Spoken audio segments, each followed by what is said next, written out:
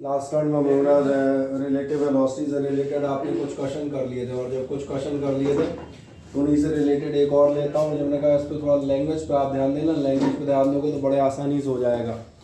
ये आपसे क्या कर रहा है इस क्वेश्चन में समझना। Person is standing on a road with his umbrella at 30 degree with the vertical. अगर कोई आदमी 30 डिग्री पे अम्ब्रेला लिए हुए खड़ा है तो ये छाता क्यों लिए होगा, ये बताओ मुझे। बारिश से बचने के लिए। बारिश हो रही होगी, ये कॉमन सेंस लगा लेंगे। इसका मतलब ये समझ में आता है अगर आदमी ऐसे छाता पकड़े खड़ा है तो इसका भावनाओं में ये कहना चाह रहा है कि भैया बारिश जो है वर्टिकल से 30 डिग्री पे हो रही है। क्या ये मेरी बात समझ में आती है? हाँ ना, इसलिए मैंने कहा था अंग्रेजी ध्यान से पढ़ना। काम की चीज़ें मैं इसलिए अंडरलाइन धीरे धीरे कर रहा हूँ ताकि आपको एक एक समझ में आए। Man is standing on a road with his umbrella at 30 degree vertical to save himself from wetting. गीला होने से बचने के मतलब ये कंफर्म है कि जो आपकी रेन है, अगर रेन के लिए हम जाए तो रेन का डायग्राम चलो ही बनाते हैं। ये रेन नहीं है, ये वर्टिकल है। ठीक है, वर्टिकल से आप देखेंगे आपकी जो रेन है वो कहाँ जा रही है। वर्टिकल से आपकी पानी की बूंदें मौजूद हैं at an angle of 30 degree. क्या ये समझ में आता है? कहाँ लिखूँ 30 डिग्री? यहाँ लिख दूँ बगल में बड़ा बड़ा, ताकि बेचारे ऑनलाइन वालों को साफ साफ दिखता रहे। ठीक, ये मैंने कहा ये कौन है, ये आपकी हो गई वेलोसिटी ऑफ रेन। अब अगली बात देखें। अब ये इसने एक मज़ेदार काम किया, इसका मन बदला, बोले थोड़ा आनंद लूंगा। तो इसने आनंद कैसे लिया? थ्रू हिज अम्ब्रेला, छाता हटाओ, and starts running at 5 kilometre per hour. और यहाँ से 5 किलोमीटर पर आवर की स्पीड पर चल पड़ा। ऐसे ही चलेगा भैया, आदमी हॉरिजॉन्टल में ही चलता है। और अगर चल पड़ा तो आगे कहता है now he founds that rain drops are hitting his head vertically. अब बहुत खास बात है, अब जो रेन ड्रॉप्स हैं वो आपकी कैसा हिट कर रही हैं? वो है वर्टिकली। क्या आपको समझ में आता है? जब ये आदमी चल पड़ा तो ये जो रेन ड्रॉप्स दिए हैं जो जहाँ कहीं भी हिट कर रही हैं ये एक्चुअली एपरेंट है, या मैं कहूँ ये रिलेटिव है। मेरी बात समझ में आ रही है? जब आप खड़े थे जो आपको रेन दिख रही थी वो कैसी थी? एक्चुअल। मेरी बात समझ में आ रही है? अगर कोई कार चल रही है और सड़क पे खड़ा हुआ आदमी उसकी स्पीड देखता है तो कार की एक्चुअल स्पीड है। और अगर बगल वाली कार में चलता हुआ उसको देखने की कोशिश करता है तो वो एपरेंट है। एपरेंट मतलब तो समझते हैं ना, which is appearing to me. या फिर हम क्या कह सकते हैं? रिलेटिव है। ये मेरे रिस्पेक्ट में, मेरे कंपैरिजन में। तो इसलिए मैंने कहा जब ये आपका खड़ा था तो एक्चुअल रेनफॉल ये था आपका, और एक्चुअल रेनफॉल आपको और साफ नजर आया इसलिए, और उसका एरो बेचारे का थोड़ा ऐसा कर देते हैं बिल्कुल साफ समझे। इसलिए का वर्ड रिलेटिव वेलोसिटी और जो कुछ भी है फिजिक्स के सारे क्वेश्चन भैया जितने लोग गड़बड़ फैलाते हैं वो क्या करते हैं, वो क्वेश्चन को समझते नहीं है। क्योंकि सारी वर्ड प्रॉब्लम्स हैं तो वर्ड्स को ही आपको समझना पड़ेगा, उसमें कोई दिक्कत नहीं। अब मैंने कहा जब वो आपका दौड़ रहा है, अब उसको जो भी रेन दिख रही है, जैसी ये लाइन बदलती रहेगी, वर्टिकल ये है 40 डिग्री पे है, 60 डिग्री पे, लेकिन अब जो दिख रही हैं वो क्या है? वो रिलेटिव वेलोसिटी ऑफ रेन है। और रिलेटिव वेलोसिटी ऑफ रेन अभी कहाँ दे रहा है? वर्टिकली। अभी उसको रिलेटिव वेलोसिटी रेन की कैसी दिख रही है? वर्टिकल। क्या करें? हरे रंग में ले लें।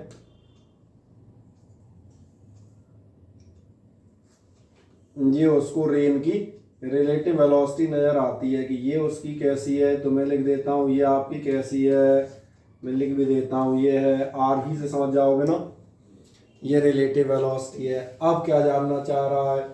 Find the speed of rain, road, moving person etcetera. ये सब आप पता लगाएं। जब आप पता लगाएंगे तो सबसे पहले तो आप देखें कि आपको एक चीज़ समझ में आती है। ये हम लास्ट राउंड में भी डिस्कस कर रहे थे और इसलिए बहुत आराम से और बहुत स्लो मैनर में हूँ। क्या आपको याद है रिलेटिव वेलोसिटी ऑफ रेन अगर आप निकालना चाह रहे हैं तो रिलेटिव वेलोसिटी ऑफ रेन के लिए किस में से किसको माइनस करोगे? मैन में से रेन या रेन में से मैन?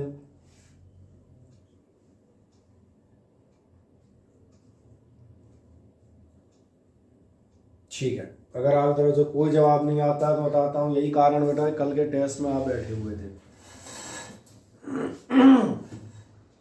सब्जेक्ट है warning again, it is not the 10th where you can cover the subject in the last night of the test, जहाँ आप रात में पढ़ के सुबह टेस्ट देने चले जाते थे। पलटें। कल आपने रिलेटिव वेलोसिटी लिखी होगी पिछले टर्न में, देखें फुर्ती से मुझे बताएं, फुर्ती से बताएं, देख के बताएं, बिना आपके बताए मैं आगे जाऊंगा ही नहीं। जब तक आप नहीं बताएंगे मैं ही खड़ा रहूंगा शांति से। मुझे थोड़ा ना सॉल्व करना भैया, मुझे क्वेश्चन आता है। देखें रिलेटिव वेलोसिटी जिसकी निकालनी हो उसको बाद में लेते हैं कि पहले लेते हैं, क्या करते हैं देखें। कॉपी है आपके पास, मजे से और मुझे बताएं। ए बी के फॉर्म में या 1 2 के फॉर्म में लिखी होगी, अब वो भी नहीं मिल रही तो फिर आपसे रेंज में से मैन को माइनस करेंगे। जिसकी निकालते हो पहले आता है। इसमें कहा ये ध्यान रखना, तुम नहीं बता रहे तो तुम्हें मैं पढ़ा भी नहीं रहा, मैं साफ बात कर देता हूँ। जब आप relative velocity of car A with respect to car B निकाल रहे थे तो वी ए आपका पहले आ रहा था और बी आपका, क्योंकि जब तक ये नहीं मालूम होगा तब तक आपका डायग्राम कहाँ से बनेगा, क्या है समझ में आता है। और लास्ट टर्म में हम सब्ट्रैक्शन की बात भी कर रहे थे। इसका मतलब जब आप रिलेटिव वेलोसिटी ऑफ रेन बना रहे हैं तो ये एक्चुअली में क्या है, ये है V rain plus minus of V man, यही होगा ना। और इसलिए मैं कहा था फिजिक्स है, पढ़ते आइएगा। अगर पढ़ेंगे नहीं ऐसे घपलों का शिकार रहेंगे। एक मज़ेदार बात रहेगी, मैं यहाँ क्या कर रहा हूँ आपको समझ में तो आएगा, लेकिन मैं फैक्ट बताता हूँ समझ में नहीं आएगा। वो आपको लिखता हुआ दिखता रहता, हाँ बढ़िया लिख रहे हैं, सही लिख रहे हैं, अच्छा रंग बिरंगा हरा पीला है, दैट्स ऑल। अब बताएं, इतने में कोई डाउट हो तो मुझे बताएं। इतने क्वेश्चन में कहीं से कहीं तक कोई समस्या हो तो आप मुझे बता सकते हैं।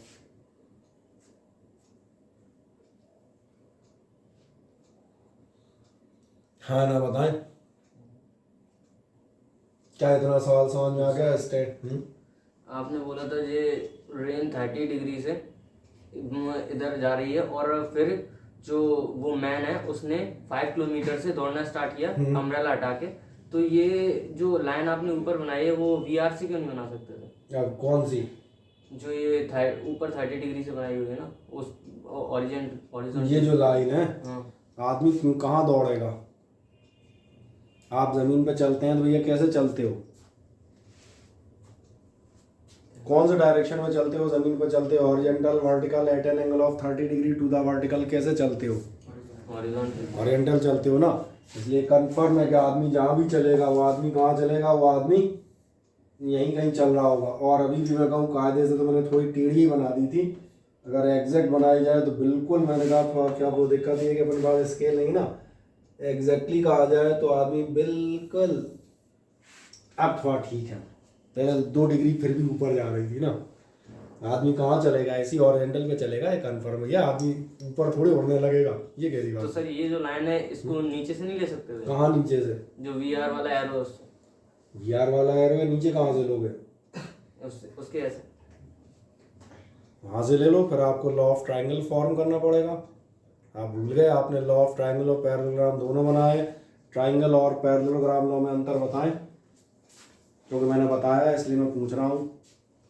Sir can anybody tell me the difference between the law of parallelogram and law of triangle? और अच्छी बात है, हम यही चर्चा करेंगे। मैंने कहा ना फिजिक्स से बेटा एक और सही होगा, ये फिजिक्स नहीं है मैथमेटिक्स है। एक मजेदार आता था मैथमेटिक्स में तो 90 नंबर और 95 नंबर आते हैं, और फिर भी मैं आपसे कहता हूँ आपने मैथमेटिक्स की बहुत और सीखी शून्य।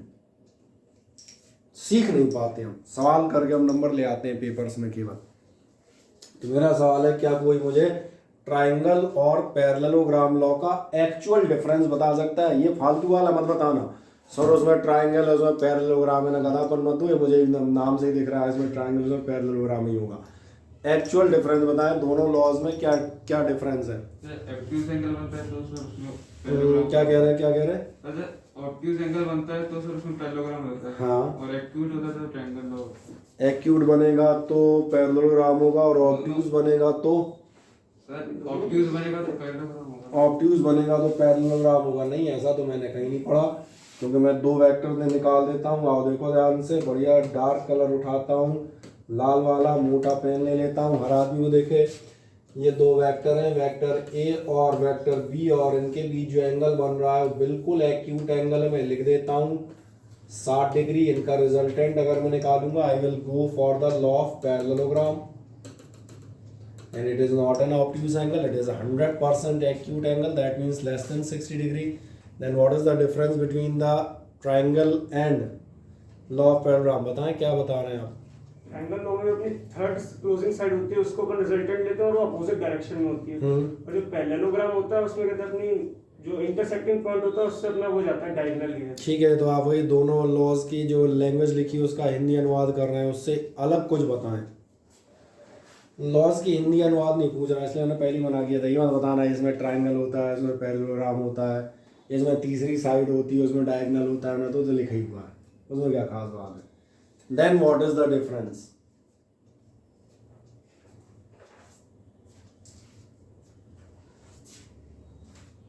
ठीक, घर पे बेटा पढ़ना है, स्टार्ट कर दो। जैसे जैसे आगे बढ़ोगे फिजिक्स से दो बातें हो जाएंगी, नंबर आ जाएंगे। नंबर तो इसलिए आ जाएंगे हम वालों पेपर में क्या आता है, हमारे पास शॉर्टकट मेडिसिन होती है, बताते नहीं, धीरे धीरे हम वही क्वेश्चन टेस्ट में वो करा देते हैं, अगर पता है तो पेपर में करे आओगे, नंबर आ जाएंगे। फिजिक्स नहीं आएगी, मैं गारंटी देता हूँ। तुमने ध्यान नहीं दिया, दोनों लॉज का सबसे बड़ा अंतर ये है कि जब आप ट्राइंगल लॉ लेते हैं, the vectors are drawn in consecutive manner. आप वेक्टर्स को कैसा ड्रॉ करते हो? One after the another consecutive manner. और जब आप लॉ ऑफ पैरेललोग्राम लेते हैं, then both the vectors are drawn with a common initial point. ये भी वही वेक्टर ए भी हैं, ये भी वही वेक्टर ए भी हैं, दोनों एक ही हैं। और दोनों में सिर्फ इतना अंतर है, if you are drawing the vectors one after the other, that means in a successive or consecutive manner, then it is the law of triangle where third side is the answer, and if these are drawn as the adjacent sides with a common initial point, then the इसलिए resultant भी एक ही आएगा, resultant भी अलग नहीं आएगा, वो एक ही आता है, दोनों के लिए फॉर्मूला एक ही है। सही कहा मैंने? अब एक चीज़ क्लियर हो जाती है, हाँ ना बताएं? इसलिए जो आप पूछ रहे थे, मैंने कहा आपके ऊपर डिपेंड करेगा, आप ट्राइंगल लॉ लगाना चाहें आप ऐसे ड्रॉ कर लीजिएगा। ट्राइंगल में हम बताते हैं सुविधा हो जाती है ज़्यादातर लोगों को, इसलिए अपन हमेशा कहाँ से करते हैं? कॉमन इनिशियल पॉइंट लेके चलते हैं, तो इसलिए मैंने यहाँ से बनाया, आप यहाँ से बना दें, ट्राइंगल लॉ लगने लगेगा, कोई दिक्कत नहीं, बात वहीं रहेगी। चले, पहले तो मुझे बताएं क्या इतना समझ में आ गया था? रेन ड्रॉप दोबारा रिपीट कर देता हूँ, 30 डिग्री पर जा रही थी, आदमी हॉरिजॉन्टल पे चला, दो ही ऑप्शन है, इधर या उधर चलेगा, इसलिए ध्यान दिया होगा मैंने एरो नहीं लगाया, क्योंकि मुझे भी नहीं पता ना किधर गया। हाँ, ये मुझे पता है कि चलेगा ज़मीन पे। और मैंने क्या कहा था, अब जो आपको रेन मिल रही है वो कैसी मिल रही है? रेन की रिलेटिव वेलोसिटी ये रही, वर्टिकल हिट कर रहा था। क्या इतनी लैंग्वेज समझ में आ गई थी? और इसलिए मैंने कहा एक एक क्वेश्चन में बहुत ज़्यादा चर्चा करेंगे। और फिर रिमाइंड कर दूँ, यहाँ बैठने वाला हर आदमी बिल्कुल याद रखना, मैं स्पष्ट बताता हूँ, सिलेबस हो और चाहे ना हो, मैंने पिछले 20 साल में कभी फिक्र नहीं की। कारण समझ में आ रहा है क्यों? तो सिलेबस होने से होना क्या है? अभी मैंने तुमसे पूछा किस में से किसको सब्ट्रैक्ट करते हैं, मुझे पता नहीं, हमारी तरफ से तो हो गया ना, ऐसे होने से फ़ायदा क्या है? मैं तो कहता हूँ 4 चैप्टर छूट जाए कोई समस्या नहीं, 16 पढ़ो, लेकिन पढ़ो तो आते हो तब उनका मतलब है। और हम पढ़ा के निकल गए, तुमने कहा वीडियो लेक्चर डाले, वैसे ही कारोबार कभी बार देख लिया करो, खत्म बात। तो यहाँ तक समझ में आया। अब अगली चीज़ पे जा रहे थे, वो जाने क्या क्या पूछ रहा था वो तो बाद में देखेंगे। क्या ये फॉर्मूला आपको क्लियर था? फिर अगली चीज़ चलते हैं, रिलेटिव वेलोसिटी ऑफ रेन अगर दिख रही है तो रिलेटिव वेलोसिटी ऑफ रेन काय के बराबर होगी? V rain minus V man के बराबर। और इलस्ट्रेट कर दिया V rain plus minus of V man. अब मुझे कॉमन सेंस बताओ फिर से, और ये सब तुम्हारे 10th तक की ज्योमेट्रिकल नॉलेज पर बेस्ड है, इससे जस्ट मिलता होता है क्वेश्चन हम कल भी कर रहे थे। जरा ध्यान देखें, ये ट्राइंगल की एक साइड है, रिलेटिव वेलोसिटी आपको मालूम है 2 का सब्ट्रैक्शन है या 2 का एडिशन कहता हूँ, सब्ट्रैक्शन या तो एडिशन कहूँगा, तो ये पक्का ये डायगोनल है। तो अगर ये डायगोनल है तो पैरेललोग्राम की साइड अंदाज बताओ कहाँ होगी? इधर जाएगी कि इधर जाएगी? अगर ये डायगोनल है तो आराम से देखो तबीयत से, मैंने कहा ये डायगोनल है, एक साइड दिख रही है, दूसरी साइड जो पैरेललोग्राम है उसकी इधर जाएगी कि उधर जाएगी? राइट हैंड साइड जाएगी। कंफर्म हो गया। तो बस अब हल्का सा ज्योमेट्री लगा के अपन इस ट्रायंगल इसको एडजस्ट कर लेंगे। ठीक है, थोड़ा बहुत छोटा बड़ा हमारा हो तो उसमें चिंता मत करना, क्योंकि हम ऑन स्केल नहीं है। कभी कभार लोग कहते हैं साहब आपकी साइड छोटी हो गई बड़ी हो गई, वो टेंशन मत ले, तू स्केल से नाप बना ले। चलो इसको मैं थोड़ा सा इधर लिख देता हूँ। ये आपका क्या था, ये वी आर था, ठीक है ना। अब आप क्या करेंगे, ध्यान जा रहा है, एक साइड आपको दिख रही है ये होगी है, और एक आप मिला लो इसके पैरेलल, अपने आप मिल जाएगी। तो लगभग ठीक है ना। देखो सामने से हम यहाँ खड़े होते हैं बेटा, वहाँ जाना थोड़ा जाता है, सीधा है कि टेढ़ा है, बन जाएगा पैरेललोग्राम। और जैसे ही पैरेललोग्राम बना वैसे आगे देखना हमें ये मिल गया ई।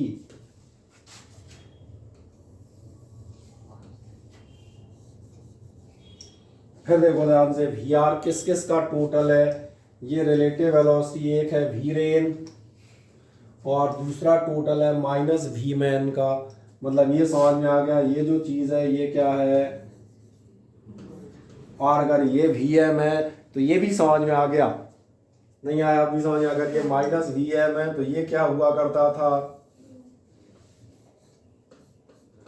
सब चीज़ें मिल जाएंगी, कहीं कोई समस्या है ही नहीं। लगाना दिमाग पड़ेगा थोड़ा सा, तो बनाए फिगर मजे से, बस सॉल्यूशन तो हो गया।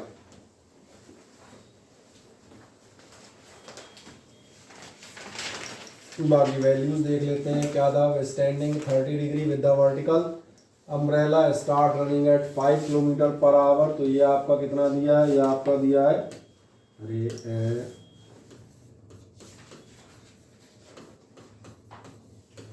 5 किलोमीटर पर आवर, बस और तो कुछ नहीं दिया, नहीं, बाकी सब आपने निकाल दिया।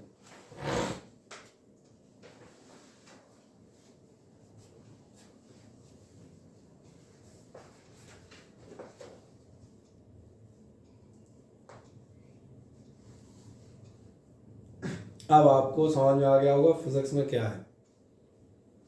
यहाँ question direct for put the value get the answer नहीं है, कई जगह रहते भी हैं पर कई जगह नहीं भी रहते। कई जगह जो पढ़ा है वो पूरा अप्लाई होता है, इसलिए कहता हूँ डिटेल पढ़िएगा थ्योरी। फॉर्मूला खुद रखा, आंसर स्क्वायर अंडर रूट बराबर अंडर रूट 33.6 बोलिए होगा। बहुत सारी जगह होगा भी, ऐसा नहीं है, और कई जगह जैसे ही फिजिक्स में घुसेंगे फिर बाहर हो लेंगे। चलो कर दो इतना फुर्ती से, हाँ है ना। जब आप डायग्राम बना दें पहले ये देखो यार, इसका माइक को ऑन वो ओपन है कि नहीं है स्पीकर। एक आध बेचारा कुछ बोले मुझे सुनाई नहीं दे तो क्या होगा।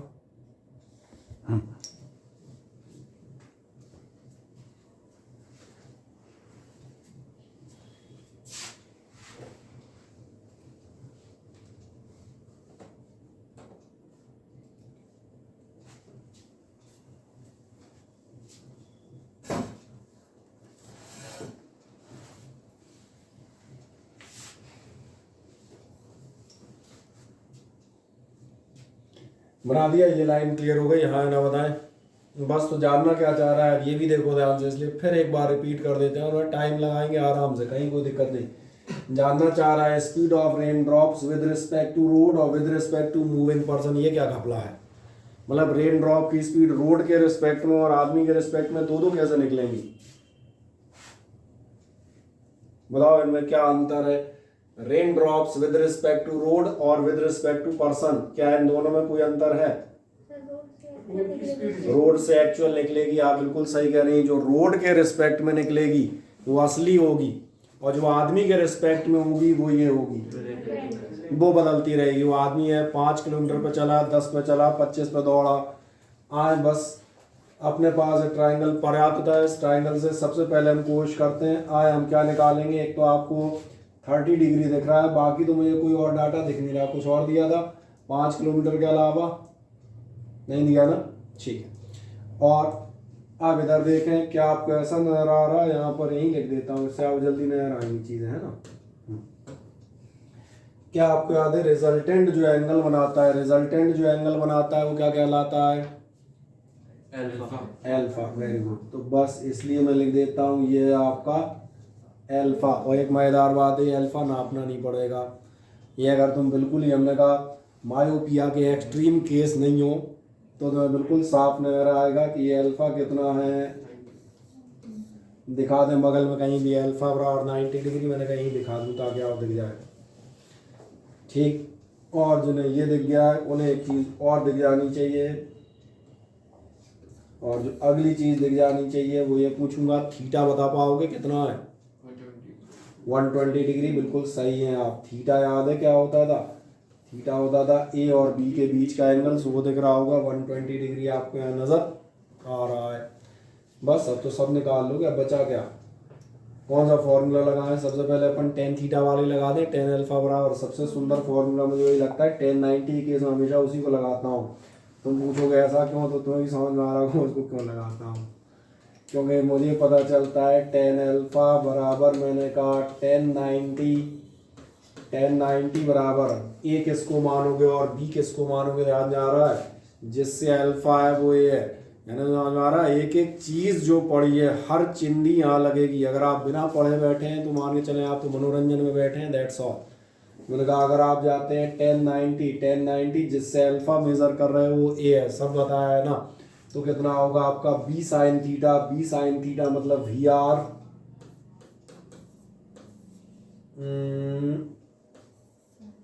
Sign theta upon A plus B. और ए अपना कितना था? ए था शायद 5, है ना, और ए प्लस बी, और प्लस बी कितना है जब बी वी आर है, और साथ में आ जाएगा कॉस 120 डिग्री। तुम ध्यान से देखो वी आर निकल चुका है, इसके आगे मैं निकालूंगा नहीं क्योंकि आपको मालूम है 1090 होती है। ये अपन कल परसों सवाल कर रहे थे 1/0, ये दिख रहा होगा, ये 5 प्लस वी आर कॉस 190, तो इससे आपका वी आर, भाई इतनी हिंट बहुत है, हमें जहाँ मेहनत करनी थी उन्होंने कर ली। और जब वी आर निकल गया तो ये तो निकल ही जाएगा, नहीं निकलेगा भाई? आर बराबर under root of A square B square plus 2ab, और साथ में कॉस, कहाँ गया थीटा? थीटा हो रहा है 120, निकाल लें मजे से। अब कोई दिक्कत हो तो मुझे बताएं, कर दें।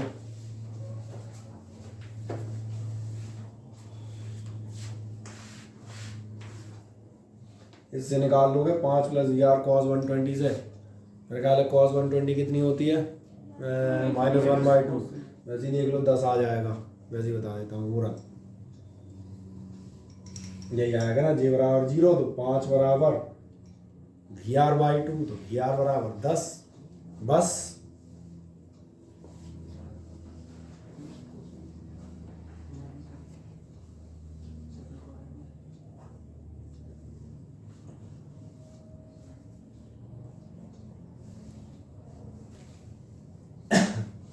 अगली इंटरवल लिख देता हूँ, इतना ऊपर कर लूँ थोड़ा सा। इसके बाद तुम क्या करोगे? इसके बाद लगा देना देन के आगे तुम लगाओगे क्या लिखूँ? रिलेटिव वेलोसिटी लिख देता हूँ। रिलेटिव वेलोसिटी बराबर होगी अंडर रूट में आपके आएंगे V M square plus V R square plus 2 अरे छोटा हो गया, चलो कोई बात नहीं। और कॉस थीटा, सारी वैल्यू तुम्हारे पास है, एम आर थीटा रख देना, मजे से निकल आएंगे। उनमें हम अब नहीं घुसेंगे, यहाँ हम टाइम सेव कर सकते हैं, कर दें आराम से। जो मुझे समझाना था मैं उसमें सफल हूँ।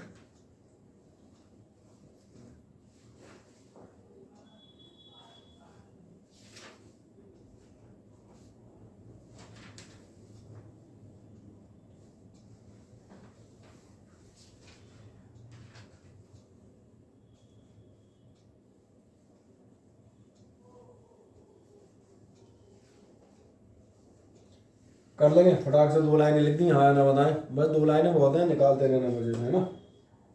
चलो सबने लिख दिया था, एक आध बेचारा रह गया। डायग्राम तो पहले बना चुके थे, एक आध 2 लाइन थी। चले एक नेक्स्ट बढ़ जाए। अगली बार है truck travelling north due turns west and travels at the same speed the change in its velocity. बढ़िया, देखें ध्यान से, एक ट्रक कहाँ ट्रेवल कर रहा था? नॉर्थ जा रहा था एट 20 मीटर पर सेकेंड। मतलब अपन ट्रक ले लेते हैं, ये ट्रक कहाँ जा रहा है? ये जा रहा है ठीक है, दिख रहा है मुझे से, 20 मीटर पर सेकेंड आपका कहाँ जा रहा है? नॉर्थ। Okay, turns west. अब ये किधर टर्न हो गया? वेस्ट टर्न हो गया। बढ़िया, तो वेस्ट हो जाने दो। फिर क्या किया है इसने? और फिर एक अगली चीज़ बताऊँ, ये मत कहना कि यहाँ से टर्न हो गया तो यहाँ से बनाओ। अगर यहाँ के बाद यहाँ बना दोगे then you have to go for the law of triangle. और अगर आपके मालूम है एक वेलोसिटी नॉर्थ है और एक वेस्ट है, एक यहाँ और एक यहाँ बनाते हो कि हम ट्रक का वीडियो नहीं बना रहे, हम ट्रक की वेलोसिटीज का डायग्राम बना रहे हैं, ये ध्यान रहे। तो ये भी अच्छा कुछ नहीं, वही eight the same speed change कितना होगा। तो ये मान चलो पहले v1 था वेक्टर और ये मैंने मान लिया कितना है वेक्टर v2। चेंज कितना होगा, चेंज तो मालूम है, पहले में से दूसरा सब्ट्रैक्ट कर दो चेंज निकल आएगा। तो आप क्या बता देंगे, चलो ये कलर मैदा नहीं लग रहा है ना, अपन इसको लिखेंगे चेंज इन वेलोसिटी बराबर कितना होगा, चेंज इन वेलोसिटी बराबर होगा vector v1 minus vector v2। अच्छा vector v1 minus vector v2 का मतलब समझ में आता है, वेक्टर v1 में v2 का अपोजिट आप जोड़ देंगे तो ये हो जाएगा माइनस वेक्टर v2 और ये हो गया आपका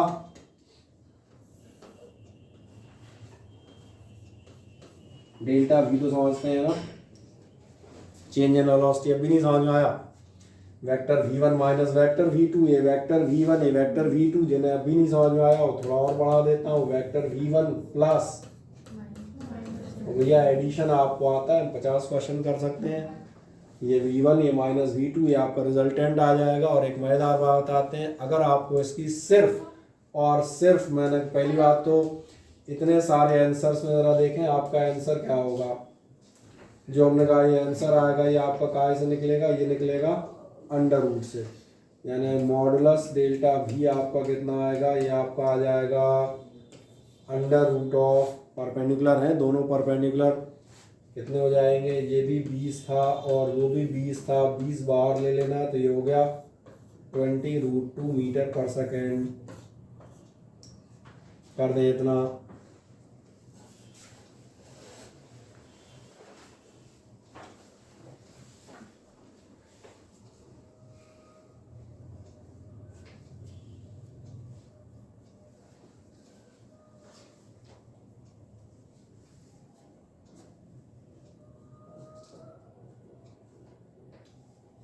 वैसे मैंने गलत कर दिया है, change in velocity v1 minus v2 नहीं होना चाहिए, चेंज होना चाहिए, चेंज होता है सेकंड में से फर्स्ट। तो छोटी सी गड़बड़ कर दी है, उसको मॉडिफाई कर लेते हैं ना, क्योंकि मुझे तो ध्यान आया। तो अपन क्या करें उसके लिए, कुछ नहीं, यहाँ v2 कर दो और इसको डुक डुक डुक डुक डुक डुक 1 कर दो, तो हो जाएगा v2 और माइनस v1। लेकिन इसमें तो मॉडिफिकेशन करना पड़ेगा यार, ये थोड़ा ना चल पाएगा, इसमें अपने को पूरी ही चीज़ें लेकर करनी पड़ेगी। हटो, चलो v2 plus minus v1, v2 plus minus v1 करोगे तो कितने हो जाएंगे, v2 प्लस माइनस v1 का मतलब एक्चुअली आपका होगा माइनस v1। तो डायग्राम सही बनाइएगा, इसलिए कर दिया है वैल्यू, तो तब भी वही आएगी, उसमें चिंता मत करना।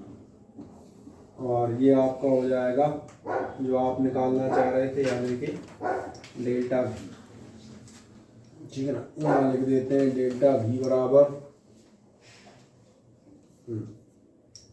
Vector v2 minus vector v1, तो निकाल दें।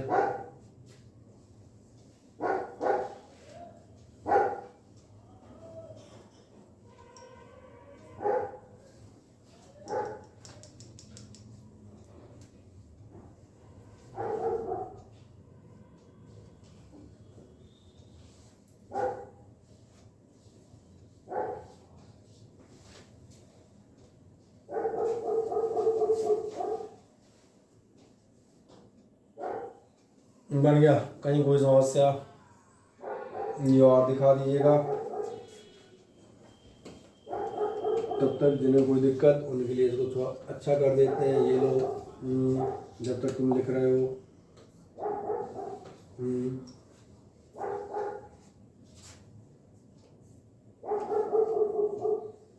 तो आपकी वैल्यू कितनी आ जाएगी, ये आ जाएगी 20√2 मीटर पर सेकेंड।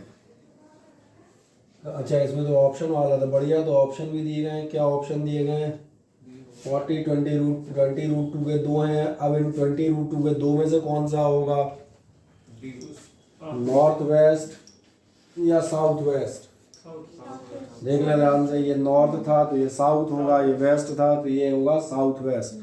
अच्छा कोई एंगल पूछना चाहे तो एंगल कितना बताओगे? 45। कैसे?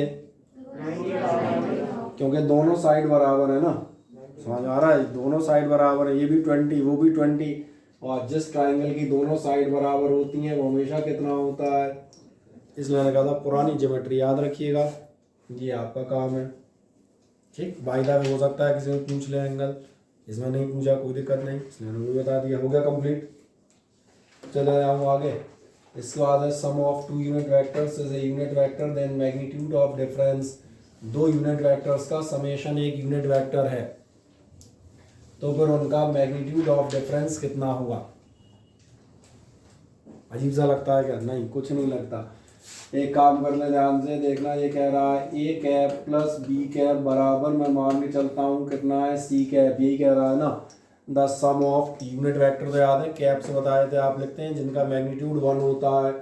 और अब जानना चाह रहा है मैं, इसको मैंने ऐसे कर दिया है, then vector A minus vector B is equal, sorry A cap is equals to, यही कहना चाह रहा है sum of two unit vectors is unit vector then magnitude of difference कितना होगा।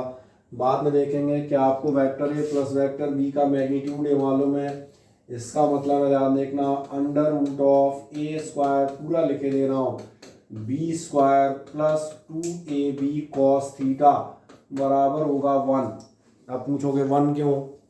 क्योंकि रिजल्टेंट 1 है ना, कैप है, और जो ए और बी है वो भी 1 ही 1 है। वो तो मैंने इसलिए नहीं लिखा कि मैं एक बार पूरा फॉर्मूला लिख दूँ। अगली बार जाओगे इसका मतलब क्या होगा? इसका मतलब हो जाएगा, जो छोड़ो स्क्वायर भी कर ही देते हैं, अंडर रूट में कौन घुसा रहेगा, तो आप कहाँ चले आएंगे? 1 प्लस 1 प्लस 2 कॉस थीटा बराबर 1 का स्क्वायर 1 ही होगा, वो क्या कर लेगा? कितना हो जाएगा? ध्यान देंगे, 2 कॉस थीटा बराबर आपके कितने हो जाएंगे?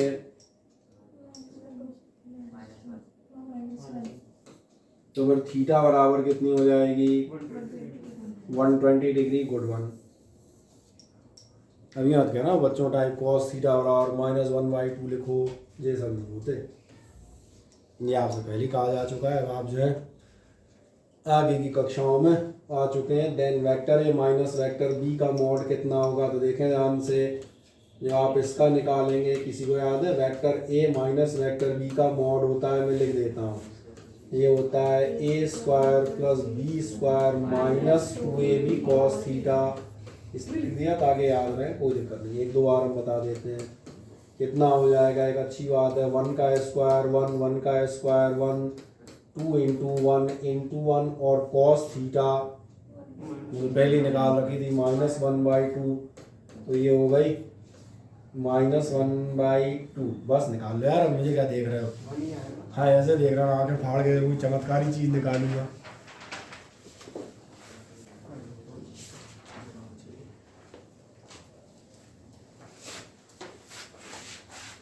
मिल गया? कितना आएगा? चलो तुम निकाल लो, आएगा जो है तुम देख लेना, मुझे बताना अगर फुर्ती से। 1 कैसे आएगा यार? 1 2। अच्छा वो प्लस हो जाएगा, माइनस का 3 हो जाएगा। सही कह रहे हैं, √3 कहीं है ऑप्शन, बिल्कुल है अपने पास, तो नहीं होगा, अवश्य होगा।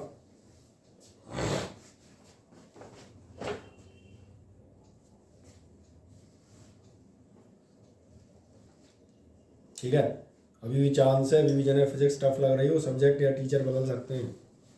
हाँ, आइदर ऑफ द टू। वैसे मैं सही बताऊँ, टीचर बदलने से कुछ नहीं होगा जो होगा वो सब्जेक्ट बदलने से ही होगा।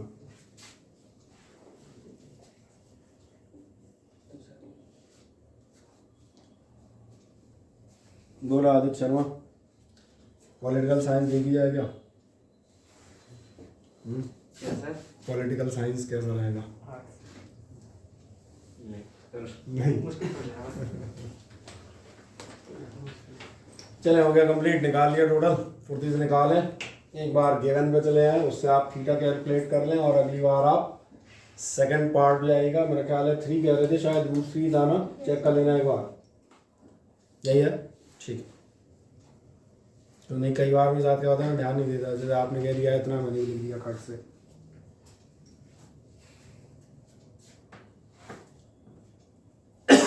ओके, सो एक आध और क्वेश्चन देखते हैं फुर्ती से। कर दिया सभी ने? Then it's okay. ये आपसे कह रहा है vector is turn without a change in its length through a small angle d theta. बहुत बढ़िया सवाल है, आपके पुराने किसी कंपटीशन में से पूछा गया है।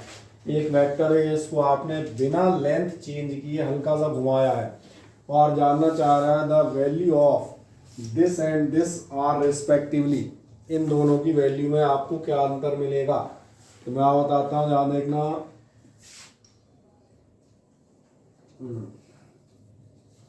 इसका वेक्टर नहीं है, मॉड वेक्टर डेल्टा ए और सिंपल डेल्टा ए, इन दोनों में क्या अंतर आएगा और देखते हैं। कोई भी एक वेक्टर था आपके पास, वेक्टर ए, मैं वहां चलता हूँ, यहाँ बना देता हूँ, ये वेक्टर ए था, कुछ ही बना लो चाहे जैसा, उसमें कोई वो नहीं है। और आपने इस वेक्टर ए को एक छोटा सा काम किया, आपने इसको टर्न किया। टर्न करने वाला अपने अपनी जगह पे घुमाया। कितना घुमाया? स्मॉल एंगल डी थीटा, एक छोटा सा एंगल डी थीटा घुमाया है। तो मालूम है डी थीटा का मतलब होता है डेल्टा थीटा टेंड्स टू 0, ये याद है। इसलिए स्मॉल एंगल ये हम बात कर रहे हैं, तो उतना स्मॉल तो अपन बना ही नहीं पाएंगे, फिर भी अपन सुविधा के लिए बना लेते हैं कि हमने इसको ये टर्न कर दिया। और कितना एंगल लिया? ये डी थीटा। क्या आपको दिख रहा है? ये जो गैप है ये आपका चेंज इन वेक्टर होगा डेल्टा ए। क्या ये मेरी बात समझ में आ रही है? तो मैं यहाँ लिख देता हूँ, यहाँ पर मैं लिखता हूँ, तो मैं एक फिगर बना दूँ फुर्ती से।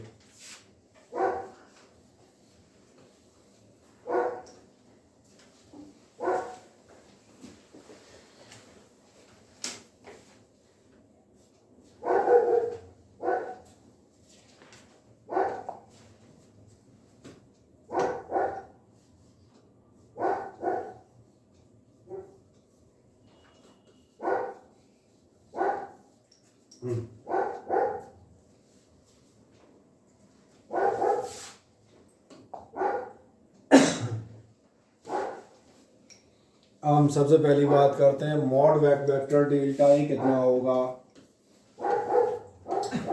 मॉड वेक्टर डेल्टा ए, तो ध्यान है, जब भी वेक्टर डेल्टा यानी वेक्टर में चेंज का मॉड निकालोगे तो ये कितना होगा? ये होगा अंडर रूट ऑफ, लिख देता हूँ, A square plus B square minus आता है, और साथ में आपका -2ab cos थीटा, ऐसे ही कुछ होगा ना। सही कहा मैंने। जब आप इसमें जाओगे तो आप ध्यान देखना, ये आपका कितना होगा? डेल्टा वेक्टर ए बराबर, इसका मतलब आप कह देंगे ये हो जाएगा under root of A square, मतलब ए स्क्वायर बी स्क्वायर माने भी बी स्क्वायर -2a और कॉस।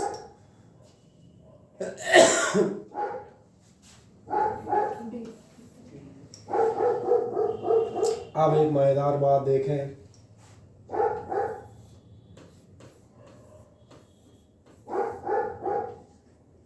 इतने में बन जाएगा, बन जाएगा cos d theta tends to क्या होगी? cos 0। डी थीटा आपको मालूम ही थी कितनी होगी? 0.01, तो लगभग cos 0 होगी, तो लगभग बराबर क्या होगी? क्या तो नजर आता है? A square plus A square -2a square बराबर कितना हो जाएगा? कर दें पहला तो इतना,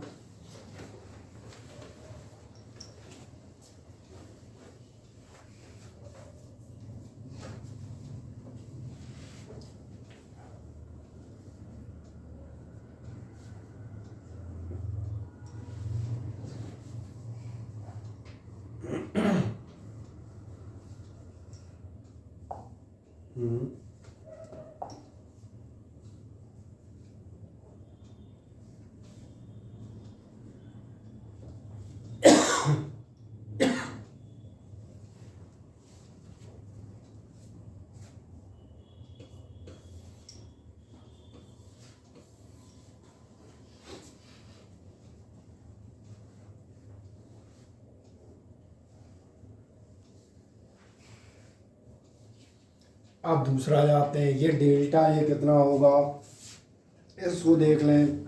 क्या आपको एक चीज़ याद है?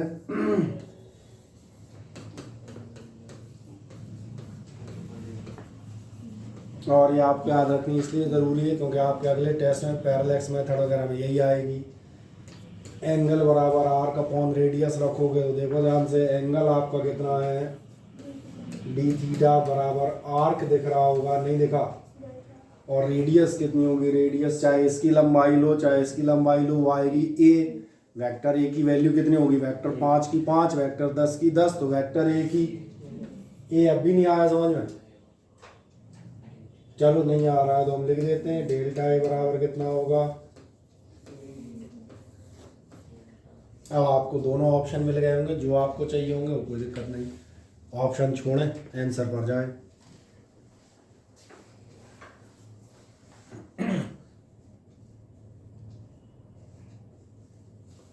समझ में आ गया होगा। रिलेटिवली एक ऐसा क्वेश्चन था जिससे आपको नोटेशन समझ में आया कि हम क्या निकालना चाह रहे हैं, और ये समझ में आ गया था। यहाँ जो लिखा था क्या, मैंने कॉस डी थीटा बराबर लिमिट टेंड्स टू जाते हैं तो टेंड्स टू क्या होगा, कॉस 0 लिखा है, नहीं कोई सोच रहा हो जी क्या लिखा है, और इसलिए टेंड्स टू कितना हो जाएगा 1 लगभग। हो गया कंप्लीट, ओके। अब इसके बाद हम एक नेक्स्ट टॉपिक पे जाते हैं, और नेक्स्ट टॉपिक आप जाएंगे resolution of vectors. Resolution of vectors क्या होता है ये वहाँ बताता हूँ। एक सिंपल हेडिंग डाल दीजिएगा और अगली हेडिंग आप डाल देंगे रिजोल्यूशन ऑफ वेक्टर्स डाल दें।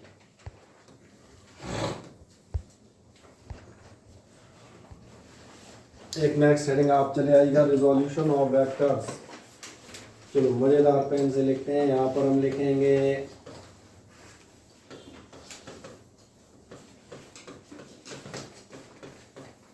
पहली बात तो कोई पूछेगा रिजोल्यूशन से हमारा क्या मीनिंग होता है, तो बता देता हूँ। रिजोल्यूशन का मतलब होता है किसी भी दिए गए वेक्टर को तोड़ना। तो एक लाइन की डेफिनेशन लिख दो, इसमें आप लिख दिएगा द प्रोसेस ऑफ स्प्लिटिंग, लिख दें आराम से, the process of splitting a given vector, the process of splitting a given vector, process of splitting a given vector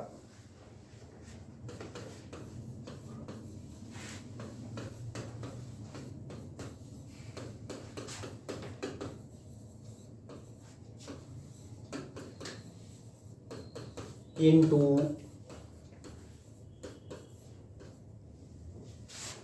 two parts।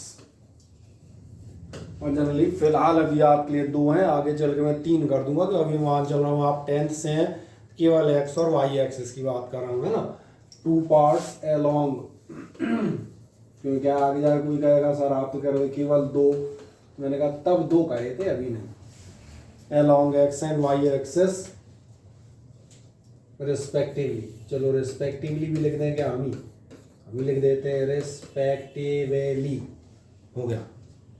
2 parts में अगर आप किसी वेक्टर को डिवाइड कर रहे हैं तो ये प्रोसेस किस नाम से कहलाती है, मैंने कहा ये कहलाती है रिजोल्यूशन।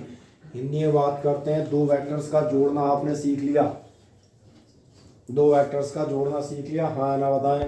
अगर 2 वेक्टर्स का जोड़ना सीख लिया है तो एक बड़ी सिंपल चीज़ आएगी, अब आपको मिलेगा 2 वेक्टर्स का तोड़ना।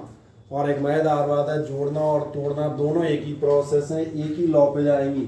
सिंपल मैं आपको जोड़ना दिखाता हूँ। जोड़ना आपसे क्या काम कहता था, आपसे कहता था अगर आप पास कोई भी 2 गिवन वेक्टर्स हैं, चलो ऐसा कर लेते हैं सिंपल भाषा में, अगर आप, मैंने कहा जोड़ना क्या करता था, अगर आप पास कोई भी सपोज करें ये 2 वेक्टर्स हैं, फिर से याद दिला देता हूँ, तो जोड़ने का सेंस क्या था कि अगर आप इनका रिजल्टेंट निकालेंगे तो इनकी हेल्प से एक पैरेललोग्राम कंप्लीट कीजिएगा, and this diagonal will be the resultant और द एडिशन।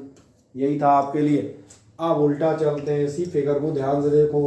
हम यहाँ ये भी कह सकते हैं कि अगर आपके पास कोई एक वेक्टर है, अभी आप यहाँ पर क्या क्या चीज़ लिखते थे, आप लिखते थे r इज इक्वल्स टू होता है vector A plus vector B. क्या मैं इसको ऐसा नहीं लिख सकता,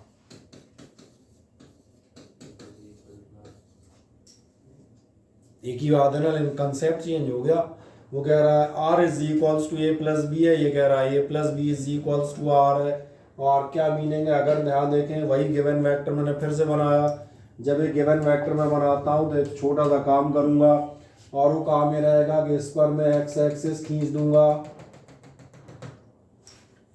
एक और एक्स एक्सिस खींच दूंगा। इनिशियल और फाइनल पॉइंट्स पर मैंने एक्सिस खींच दी एक्स, और फिर मैं खींच देता हूँ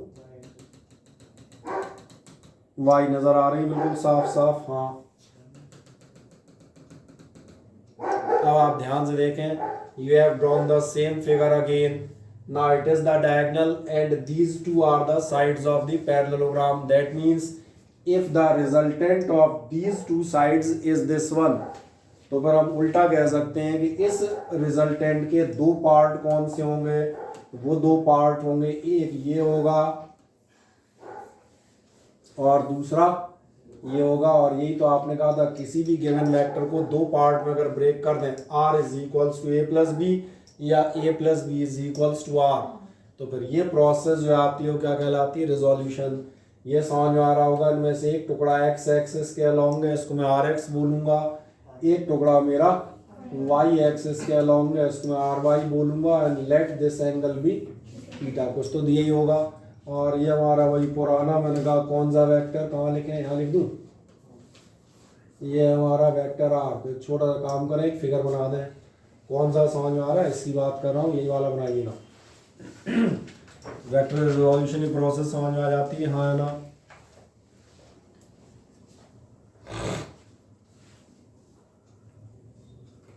कोई दिक्कत हो कहीं से कहीं तक तो बताएं।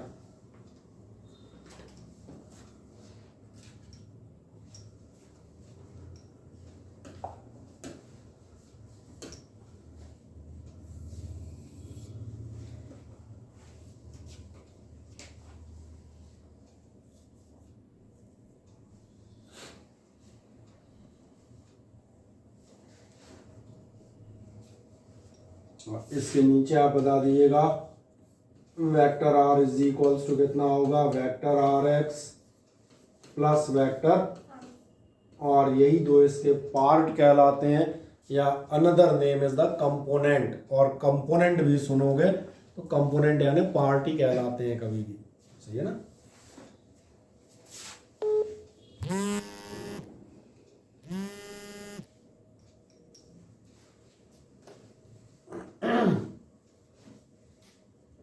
क्या थ्योरेटिकल ये प्रोसेस समझ में आ गई, फिगर से दो टुकड़े हमने कैसे किए, हाँ ना बताएं। अब एक सवाल आता है मैथमेटिकल, बताओ भैया ये पार्ट कितने होंगे। मैथमेटिकल भी हम बता सकते हैं ना, ध्यान देखें। क्या आपको कॉस थीटा मालूम है कितनी होती है, कॉस थीटा होती है बेस अपॉन हाइपोटेन्यूज। इसका लग रहा देखें, cos theta is equals to कितना होगा, आर एक्स अपॉन आर। इसका मतलब समझ में आ रहा है, मुझे इस आर एक्स की लेंथ मिल गई, कितनी हो जाएगी, आर एक्स बराबर होगा आर कॉस थीटा, ये पहला निकल आएगा।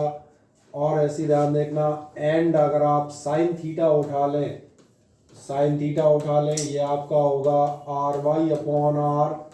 इसका मतलब आप देख लो, परपेंडिकुलर अपॉन हाइपोटेन्यूज तो समझ में आते हैं ना, इनमें कोई ऐसी परिश्रम नहीं करना। यानी R Y is equals to आपको कितना मिल जाएगा, ये मिल जाएगा आपको आर साइन थीटा। क्या ये क्लियर हो जाते हैं, हाँ ना। निकाल दें मजे से, as cos theta is equals to base upon hypotenuse, यानी आर एक्स अपॉन आर, यानी R X is equals to R cos theta. Sine theta is equals to होगी आर वाई अपॉन आर, यानी R Y is equals to आपको मिल जाएगा are sine theta.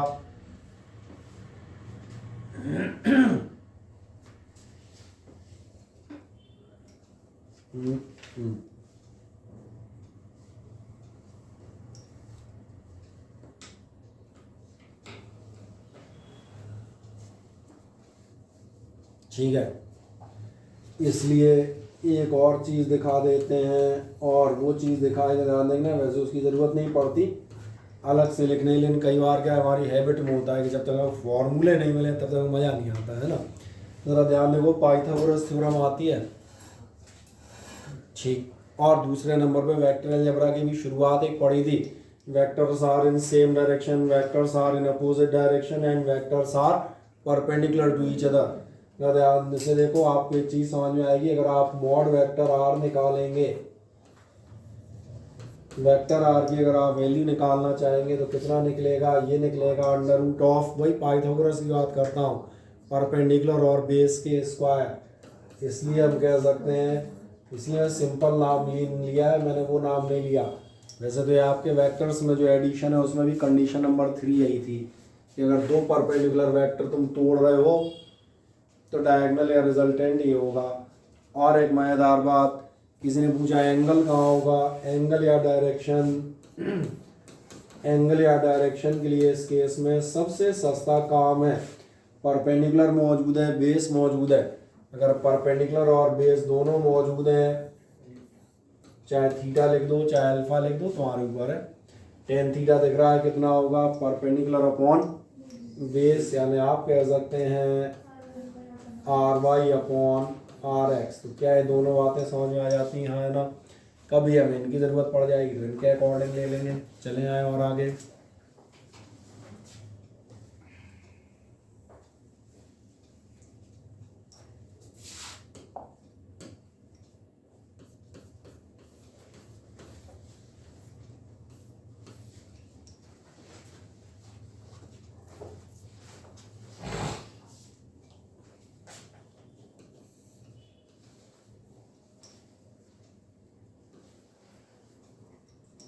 ठीक, दोनों दिखा दिए। मॉड आर बराबर under root of first plus second के स्क्वायर या टेन थीटा आप कह सकते हैं R Y upon R X. इन दोनों फॉर्मूले में आगे ज़रूरत पड़ेगी, वहाँ मैं आपको रेफर करूँगा। अब एक छोटी चीज़ दिखाता हूँ, उसको देखें। मैं फिर एक बार माने चलता हूँ, ये आपका कोई वेक्टर आ रहा है और आप इसके दो कंपोनेंट करना चाहते हैं। कैसे करेंगे, आपको मालूम है कैसे करेंगे। जैसे पहले कर रहे थे वो ऐसे करेंगे कि आप कहेंगे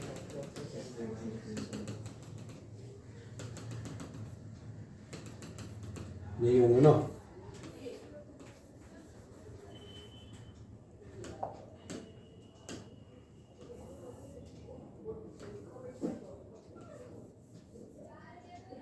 ये हो गया आपका आर एक्स और ये हो गया आपका आर वाई। जो गड़बड़ है वो ये है कि मैं एक छोटा सा काम कर लेता हूँ, और छोटा सा काम ये करूँगा, थीटा यहाँ से नाप लेता हूँ।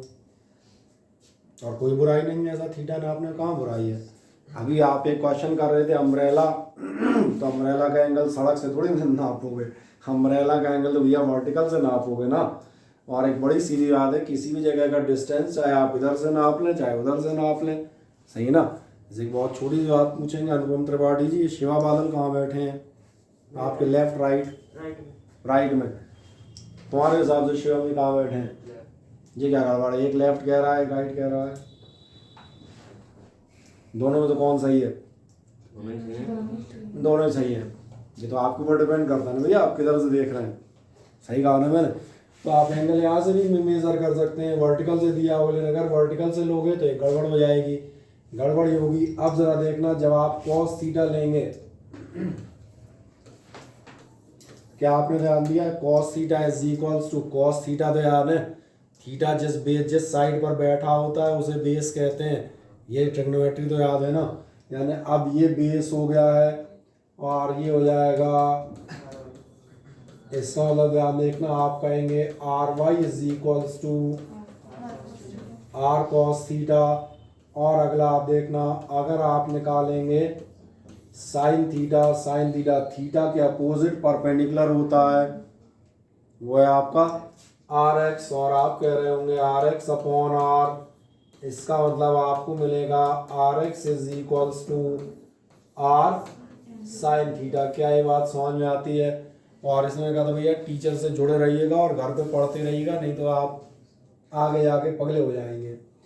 जरा ध्यान दें कि आप खुद से एक चीज़ लगने लगेगी, बोले यार ये क्या बता रहे हैं, अभी कह रहे थे आर एक्स बराबर R cos theta, R Y बराबर आर साइन थीटा, जैसे तैसे तो हमने ये याद कर पाए थे। अब कह रहे हैं नहीं, बोले एक्चुअली आर वाई बराबर आर कॉस थीटा। तो फिर सही कौन सा है? दोनों सही है। तो फिर आप लेंगे कौन सा?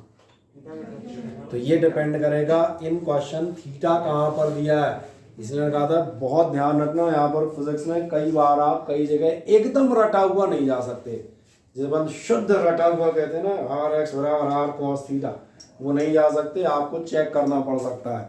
और इसलिए गड़बड़ यहाँ कहा जाता है भैया ध्यान से सुने भी और पढ़े भी। इसलिए यहाँ पर मैं हमेशा आप देखेंगे एक मॉडिफिकेशन करता हूँ। जब लास्ट टाइम पढ़ा रहा था तब भी मैंने किया था, मैं हमेशा लिख दिया करता हूँ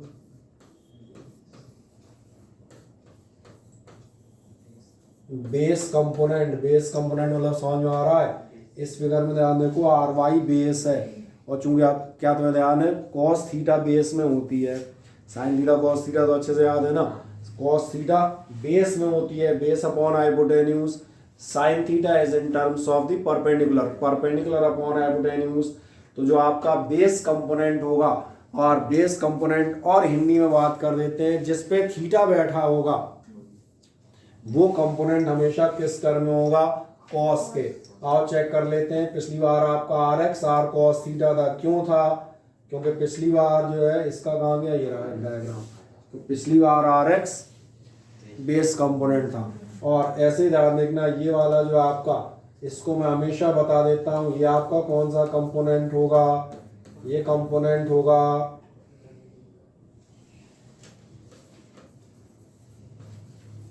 परपेंडिकुलर कंपोनेंट। तो क्या है, मेरी बात क्लियर हो जाती है? हाँ ना? तो एक काम करें, दोनों आप नोट कर दें, फिर आगे बढ़ेंगे। फिर आपसे दो छोटू मोटू सवाल पूछेंगे एंटरटेनमेंट के लिए। पहले दिखा दें कंपोनेंट नोट में, कॉस थीटा और साइन थीटा चेंज करके।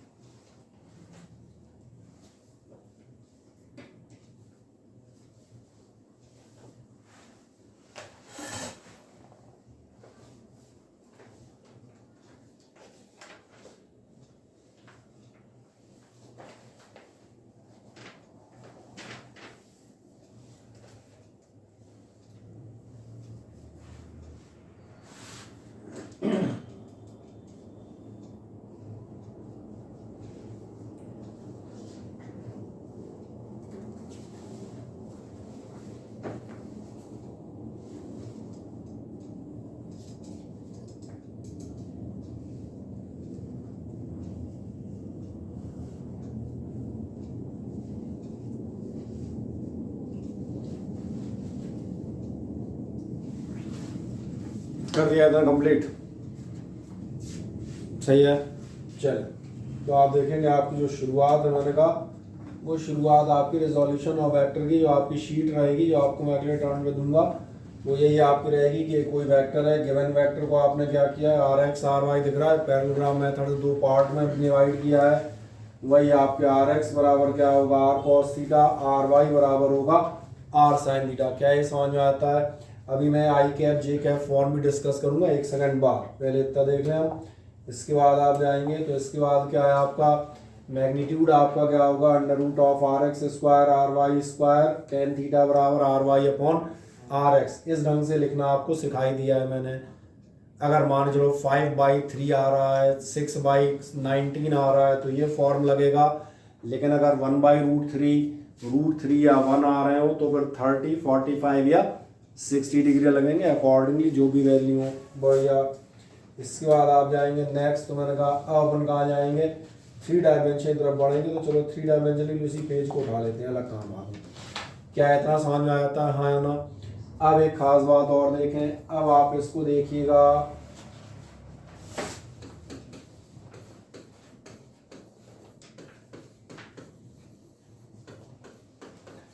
इन फॉर्म ऑफ यूनिट वेक्टर्स। आपको याद आएगा हम लोगों ने ऑर्थोगोनल यूनिट वेक्टर्स की एक डेफिनेशन पढ़ी थी, जिसमें आपसे कहता है एक्स एक्सिस का यूनिट वेक्टर कहलाता है आई कैप। ये शुरुआत की जो आपने 8-10 डेफिनेशन लिखी उन्हीं में पढ़ा हुआ है कहीं। वाई एक्सिस के अलोंग जो यूनिट वेक्टर जाता है वो कहलाता है जे कैप, और जो जेड एक्सिस के अलोंग जाता है उसे हम कहते हैं के कैप।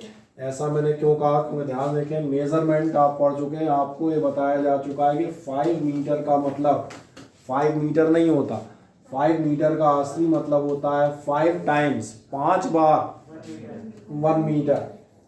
क्या है, समझ में आ रहा है? ऐसे अगर आप मान के चलें, आप कह रहे हैं 5 किलोमीटर टुवार्ड्स एक्स, ठीक है, एक्स एक्सिस होती है, मैं शॉर्ट में लिख देता हूँ।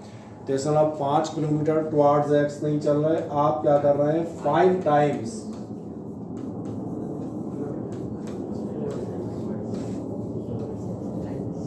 क्या है, मेरी बात समझ में आती है। और जो यूनिट वेक्टर है एक्स एक्सिस का, ये कहलाता है आपके लिए, अब ये समझ में आ जाता है मैं क्या कहना चाह रहा हूँ। आई कैप जे कैप का मीनिंग हाँ या ना बताएं। जैसे एग्जांपल के लिए अगर आप देखें, जो हमने फिगर बनाया था, ये फिगर वही law of parallelogram. Law of parallelogram क्या कहता है, ये जो आपका वेक्टर आर है ये बराबर होगा vector R X plus vector R Y, भाई यही तो होगा। इधर से देखोगे तो इसके दो टुकड़े होंगे और उधर से देखो तो इन दोनों का टोटल ये होगा, बात एक ही है। अगर हम लिख सकते हैं, ध्यान देखना, हम क्या लिखते हुए आएंगे ये आप दिखा देते हैं। In form of unit vectors आप लिख सकते हैं, जरा ध्यान देखें। Vector R is equals to होता है आर एक्स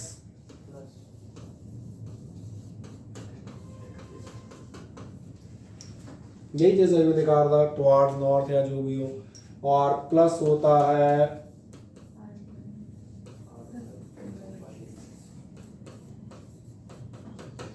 जो भी 5 या 10 हो, 15 हो, 20 हो, 25 हो।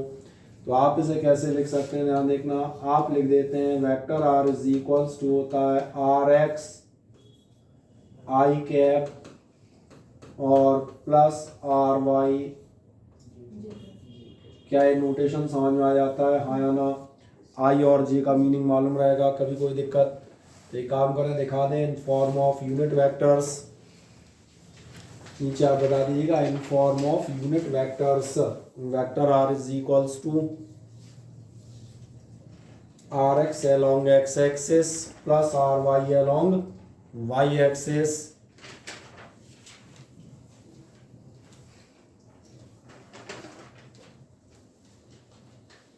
यानी आप कह सकते हैं ये हो जाएगा R X I cap plus R Y J cap.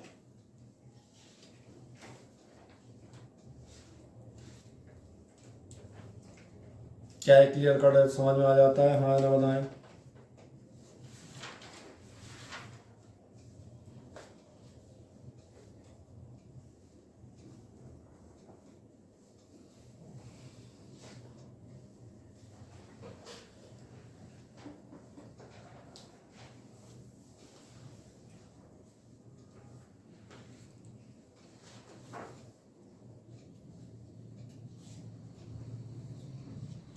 अब ये तो था हमारा 2 डायमेंशनल रिजोल्यूशन। ऐसे ही अगर आप चाहें, और मैंने कहा थोड़ा सा दिमाग को कंसंट्रेट रखिएगा, आप बात कर सकते हैं 3 डायमेंशनल रिजोल्यूशन की। एक सिंबल हेडिंग डाल दीजिएगा 3D रिजोल्यूशन। और काइनेमेटिक्स आप पढ़ चुके हैं, 1D 2D 3D का मीनिंग मालूम है। 2D मतलब 2 एक्सेस ले रहे थे एक्स और वाई, अब हम फ्री स्पेस पकड़ेंगे, एक्स वाई जेड तीनों हमारे पास अवेलेबल होंगी, ठीक है। अब 3 डायमेंशनल रिजोल्यूशन कैसा होगा ये मैं हल्का सा दिखा देता हूँ। 3 डायमेंशनल रिजोल्यूशन ये होगा कि अगर आप ये मान के चलें, जैसे आप एक हम कहते हैं रेक्टेंगल मानते थे, एक एक्स और एक वाई, अगर आप ये लेके चल रहे हैं कि हम तीनों एक्सेस पर जाएंगे, तो तीनों एक्सेस आप कैसे ले सकते हैं। तीनों एक्सेस लेने के लिए चलो मैं ऐसा ले लेता हूँ,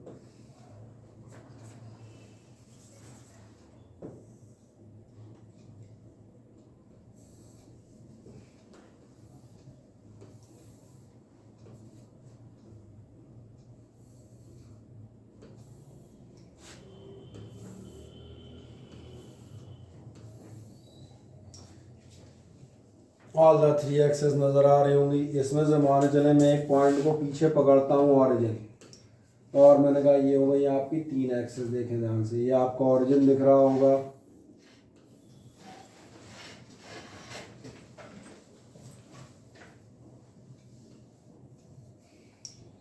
अब अगर आपका कोई भी गिवन वेक्टर है तो क्या आपका ध्यान जा रहा है, वो गिवन वेक्टर आप उसके 3 टुकड़े कर सकते हैं, और इसलिए 3 टुकड़े जब करेंगे तो अब वो वेक्टर, ध्यान देखना, वो मान के चलना यहाँ से यहाँ आ रहा है।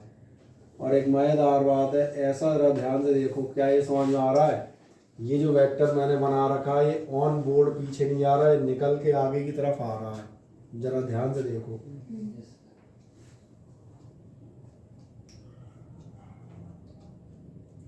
इमेजिनेशन लगेगा क्योंकि 3D अपन कहीं बना ही नहीं सकते। ये उधर नहीं आ रहा है, ये कहाँ जा रहा है, सामने की तरफ कहीं ना कहीं आ रहा है, पिछले कोने से अगले कोने तक की यात्रा कहीं कर रहा है। और अगर ये कर रहा है तो इसका एक एक्स एक्सिस पे होगा, एक वाई एक्सिस पर होगा कंपोनेंट, और एक कहाँ होगा, जेड एक्सिस पर होगा। वो भी मैं आपको याद दिलाता हूँ एक एक करके। अगर आप ऐसा 3 डायमेंशनल लेंगे और आपको फिगर बनाने की जरूरत नहीं है, उसको आप केवल देख लें ओनली। अगर आप ऐसा बनाते हैं तो आपका ध्यान जाएगा। अब हम जब लिखेंगे तो vector R is equals to, सबसे पहली बात ये लिखा जाएगा,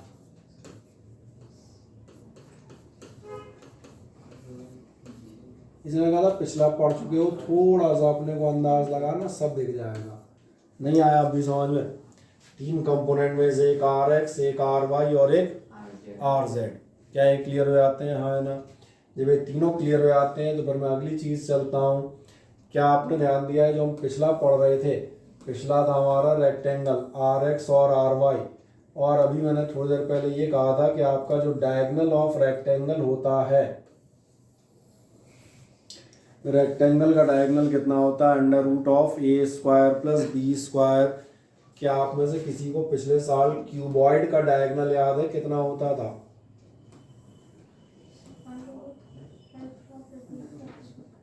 under root of A square plus B square plus C square. इसलिए ध्यान देखना, इसीलिए जो आप बता रहे हैं, मैंने कहा ना कोई नई चीज़ नहीं बता रहा आपको। रेक्टेंगल का अगर डायगोनल याद है और संयोग से क्यूबॉइड का डायगोनल लास्ट ईयर का याद है तो मैं नया फॉर्मूला कहाँ से बता दूंगा? वही तो 3 हो रहे हैं, एक एक्स एक वाई जेड, वही क्यूबॉइड फॉर्म हो रहा है। Under root of A square plus B square और प्लस सी स्क्वायर। खत्म कर दें पहले इतना, 3 डायमेंशनल रिजोल्यूशन के लिए इतना दिखा दो। बना दें? देख मत बनाओ, तुम जो बनाओगे वो मान्यता प्राप्त नहीं होगा क्योंकि उसको बनाने की जरूरत ही नहीं है। वो तो केवल आपको एक बार कहीं भी देख के बना लेना है, देख लेना। 4 2 3 नंबरियाँ बनाना चाहते कर लो, आप ऐसा कर लो, ये लो।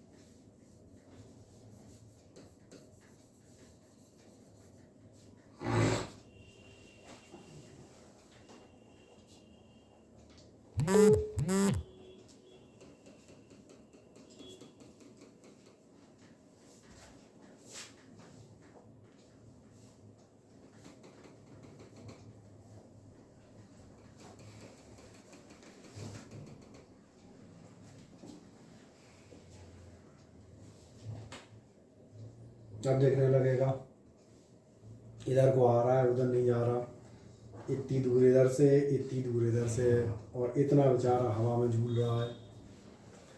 यार चाय जैसे दिख जाए, तुम बताओ। और कोशिश कर लूँ ऐसे, ठीक है ना, थोड़ा डार्क कर देते हैं इसको, क्योंकि जो थोड़ा दूर बैठे हैं उनको थोड़ा दिख जाए।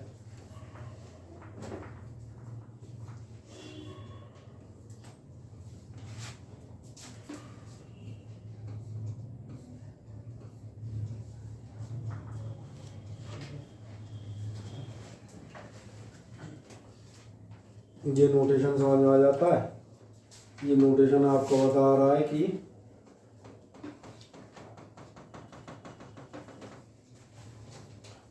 ये जो आपका वेक्टर है कहाँ है, ये हवा में तैर रहा है बाहर की तरफ। और थोड़ा सा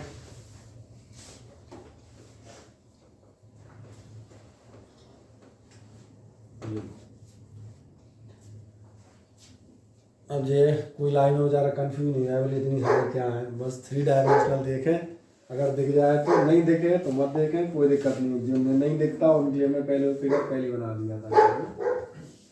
कई तरह से बना सकते हैं, कोई समस्या नहीं है। अगर देखोगे तो दिखने भी लगेगा, चूंकि बाहर की तरफ आ रहा है एक्स वाई जेड एक्सिस से, बाहर किधर आ रहा है इतना, इस पे इतना, इस पे इतना और इतनी हाइट। चाहे जैसे आप चेक कर सकते हैं कंपोनेंट, अगर आप कहेंगे कंपोनेंट भी आपको नजर आ रहे होंगे। कंपोनेंट आप देखेंगे, एक कंपोनेंट आपको ये वाला दिखेगा, दिख रहा है, एक कंपोनेंट आपको ये वाला दिखेगा, और तीसरा कहाँ दिख रहा है, दिख रहा है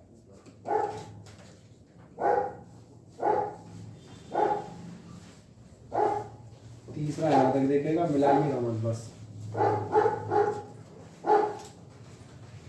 ये आर एक्स, वो आर वाई, और वो हो गया आपका आर जेड। बनाना हो आप ये वाला डायग्राम बना सकते हैं, कहीं कोई दिक्कत नहीं।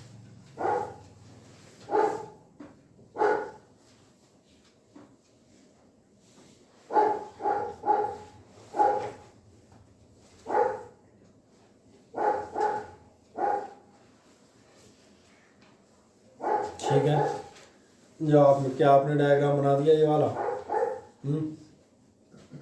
हाँ ना, बताओ। बना दिया है तो चलो, तो मैं इसमें फिर एंगल भी दिखा देता हूँ बड़े मजे से। हम मान चलेंगे आप एक्स एक्सिस से कितना एंगल बना रहे हैं, तो मैंने मान लिया अल्फा। वाई एक्सिस से हम कितना बना रहे हैं, so let it be beta. और जेड एक्सिस से हम कितना बना रहे हैं, सो इट बी अल्फा। में एक लाइन कीजिए, एक लाइन से अल्फा, 2 वाला बीटा और 3 वाला ये हो गया गामा।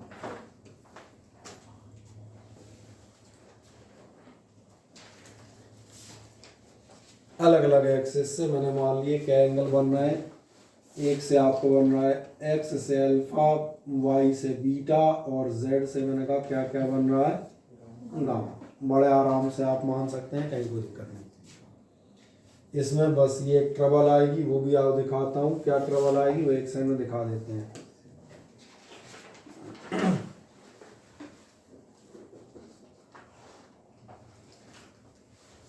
बना दिया एक्स वाई जेड आराम से, वो सॉरी अल्फा बीटा गामा। जब आप अल्फा बीटा गामा बनाते हैं तो मैं ध्यान से देखें, आपको एक चीज़ मान रहा था, अगर आप 2 डायमेंशन में होते तो आपको एक सुविधा मिलती थी।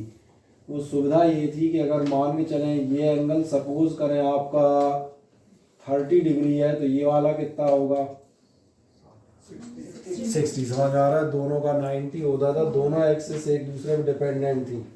लेकिन जब आप यहाँ जाओगे आपका ध्यान जाएगा इस अल्फा का इस बीटा से कोई लेना देना नहीं है, और उस बीटा का इस गामा से कोई लेना देना नहीं है, क्योंकि फ्री स्पेस में तीनों इंडिपेंडेंट हैं। इसीलिए ध्यान देखना, इन एंगल्स के लिए हम एक छोटी सी अलग चीज़ लेते हैं। क्या आपने तय दिखा दिया था मॉड वेक्टर आर बराबर, हाँ ना, डायग्राम बना दिया। अब इस डायग्राम के बेसिस में मैं एक चीज़ और बताता हूँ, और नीचे आप लिख दीजिएगा if the vector r makes,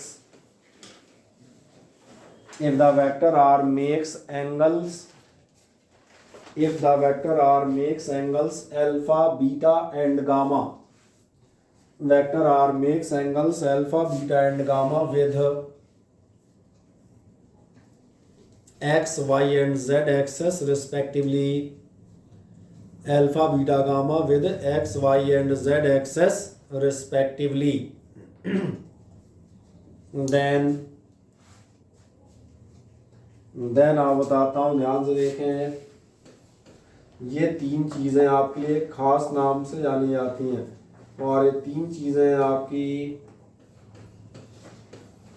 cos alpha, cos beta and cos gamma.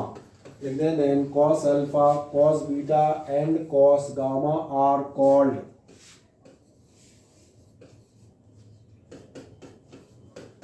ये अपने लिए कहलाती हैं डायरेक्शन कोसाइंस। कोसाइन माने तो मालूम है, कॉस का फुल फॉर्म। अब आप सही कह रहे हैं, ये कहलाती हैं डायरेक्शन कोसाइंस।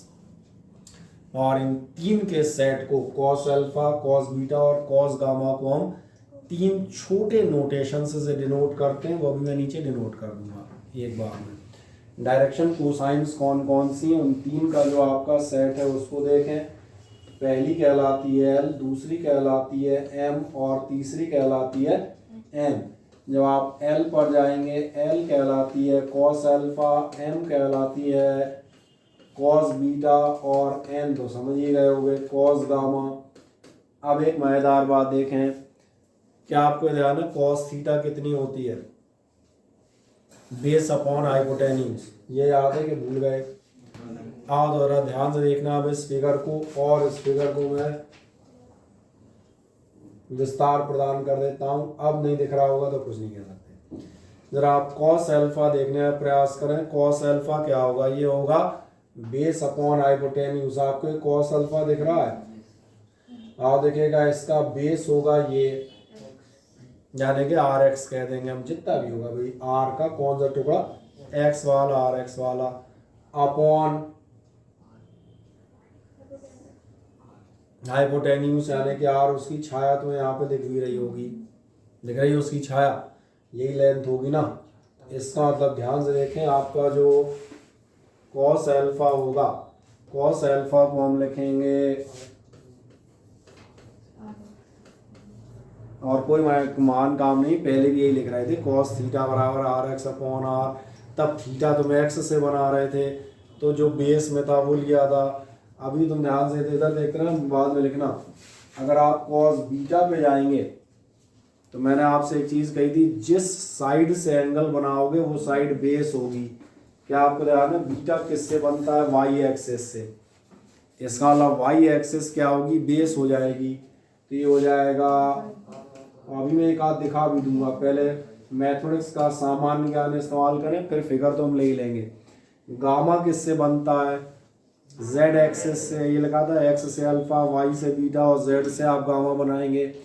अगर आपका एंगल गामा जेड से बन रहा है, इसका मतलब अभी 5 मिनट दिया, आपका जेड एक्सिस इसका मतलब काय की तरह काम करेगी, ये आपकी काम की करेगी बेस की तरह। और अगर ये बेस की तरह काम करेगी तो कॉस थीटा क्या होगी? Base upon hypotenuse. क्या है, समझ में आता है? फिर भी मैं सुविधा के लिए एक बार दिखा देता हूँ। मान चले आप लेते हैं कॉस बीटा, यही होगा कॉस बीटा। कॉस बीटा आपको बिल्कुल सामने दिख जाएगा। कॉस बीटा में क्या होगा? बेस, और कन्फर्म है, बिना ये फिगर देखे मुझे मालूम था, बीटा वाई एक्सिस से बन रहा है, मतलब वाई एक्सिस बेस होगी। एंगल जिससे होता है बेस होती है। आर वाई अपॉन हाइपोटेन्यूज दिख रहा होगा। ऐसे आप उस पे जाओगे तीसरे पे तो गामा निकल आएगा।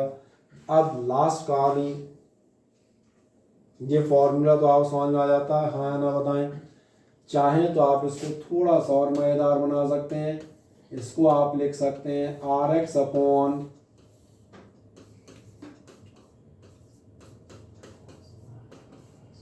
नहीं आया ध्यान भैया, आर की वैल्यू इसी के बराबर थी। ऐसे ही आप इसको भी लिख सकते हैं, और ऐसे ही आप इसको भी लिख सकते हैं। क्या ये क्लियर हो जाते हैं, हाँ ना? तो एक काम करते हैं, वो शायद आपने दिया था कॉस अल्फा कॉस बीटा कहलाती है डायरेक्शन कोसाइंस। उन तीनों की वैल्यू दिखा दें। एल बराबर कॉस अल्फा बराबर आर एक्स अपॉन आर,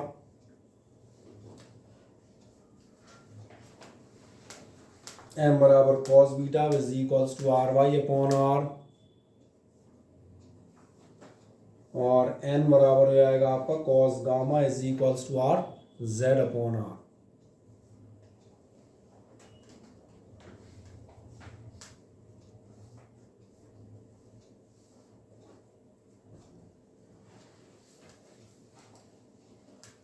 हो गया इतना? और चाहो तो ये भी दिखा देना। उसके बाद ये हो जाएगा R X upon under root R X square R Y square R Z square, ऐसे ही आर वाई अपॉन और वो आर जेड अपॉन।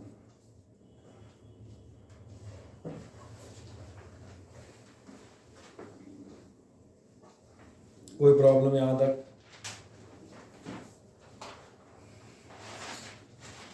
कर दिया कंप्लीट सभी ने? तो एक छोटा सा नोट बता देते हैं आपको, ये आपके यहाँ कई बार पूछ लेते हैं, है कुछ नहीं, मनोरंजक सी चीज़ है। ये आपसे नोट कहता है, ध्यान से देखना, किसी भी वेक्टर के लिए L square plus M square plus N square is equals to होता है 1। आप कहेंगे ऐसे कैसे मान लें? हमने कहा आप ऐसे मानेंगे क्योंकि एल स्क्वायर एम स्क्वायर का मतलब हो जाएगा, लेफ्ट हैंड साइड ले रहा हूँ, ठीक है, इसका मतलब हो जाएगा cos square alpha plus cos square beta plus cos square gamma. यही आप पढ़ रहे थे, एल एम एन की वैल्यू तो नाम रख दिए थे, नाम इनके इन शॉर्ट कहीं इस्तेमाल करेंगे। कॉस अल्फा कॉस बीटा की वैल्यू ये रही, सामने दिख रही हैं, इन्हीं को रख देता हूँ। कॉस अल्फा बराबर होगा आपका R X square upon, under root हटा दिया ना, स्क्वायर कर दिया एक ही बार में, नहीं आया समझ में? स्क्वायर कर दोगे अंडर रूट गायब हो जाएगा। प्लस दूसरा देख लें, are Y square upon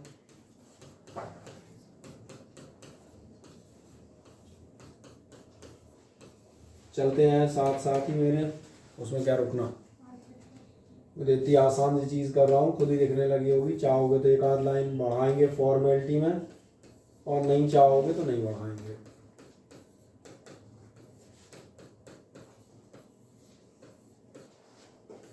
bracket लगा दो, थोड़ा मज़ेदार सा बन जाएगा, अच्छा सा।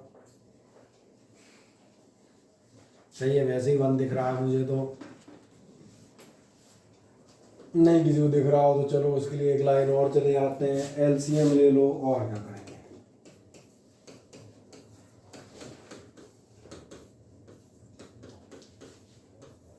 यही आएगा ना, LCM R X plus R Y plus R Z के स्क्वायर्स अपॉन में भी आपको क्या मिलेगा, R X square plus R Y square plus R Z square, और इसलिए ये कुल मिलाकर आएगा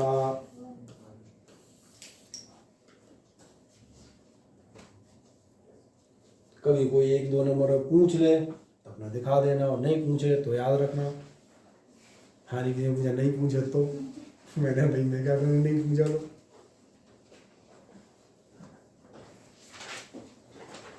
चले दिखा दें, एल स्क्वायर एम स्क्वायर और एन स्क्वायर की वैल्यू आप टोटल दिखा दीजिएगा, 1 प्रूव करने का मामला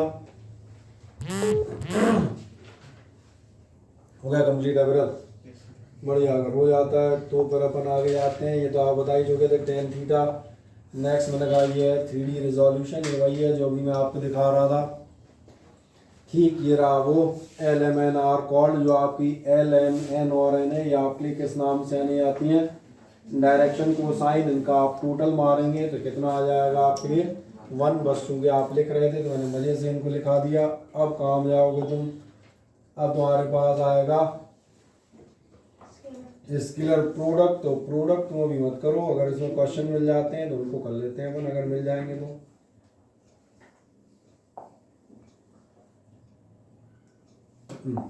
ये रहे रिजोल्यूशन ऑफ वेक्टर, बढ़िया एक सस्ता क्वेश्चन है। Force of 20 newton in is inclined at 30 degree to the axis, आपका 30 डिग्री पर इंक्लाइंड है, और एक छोटी सी लाइन शब्द छूट गया है, उसको कर लीजिएगा एक्स एक्सिस, ठीक है ना। और ये कह रहा है calculate X and Y component, कर लोगे? कैसे कंपोनेंट करोगे ध्यान देखना, आपको मालूम है फोर्स के लिए एफ लिख दूं कि आर ही लिखूं? एफ लिख दूं, चलेगा? ठीक है।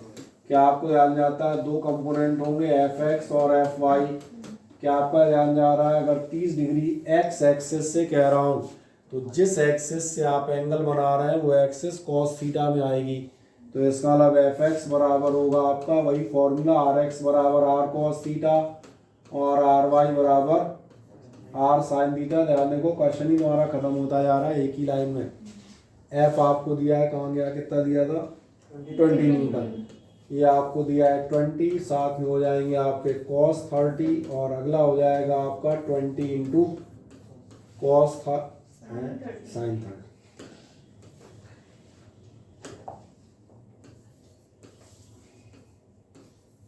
एंड आई होप सो आप दोनों की वैल्यू निकाल लेंगे, ये इतने न्यूटन और वो उतने न्यूटन। सही है, कर दें एक लाइन में। मुझे कहता है बिल्कुल सिंपल सा सवाल है, 20 न्यूटन इंक्लाइन कर रखा है, दोनों कंपोनेंट बताएं एफ एक्स और एफ वाई।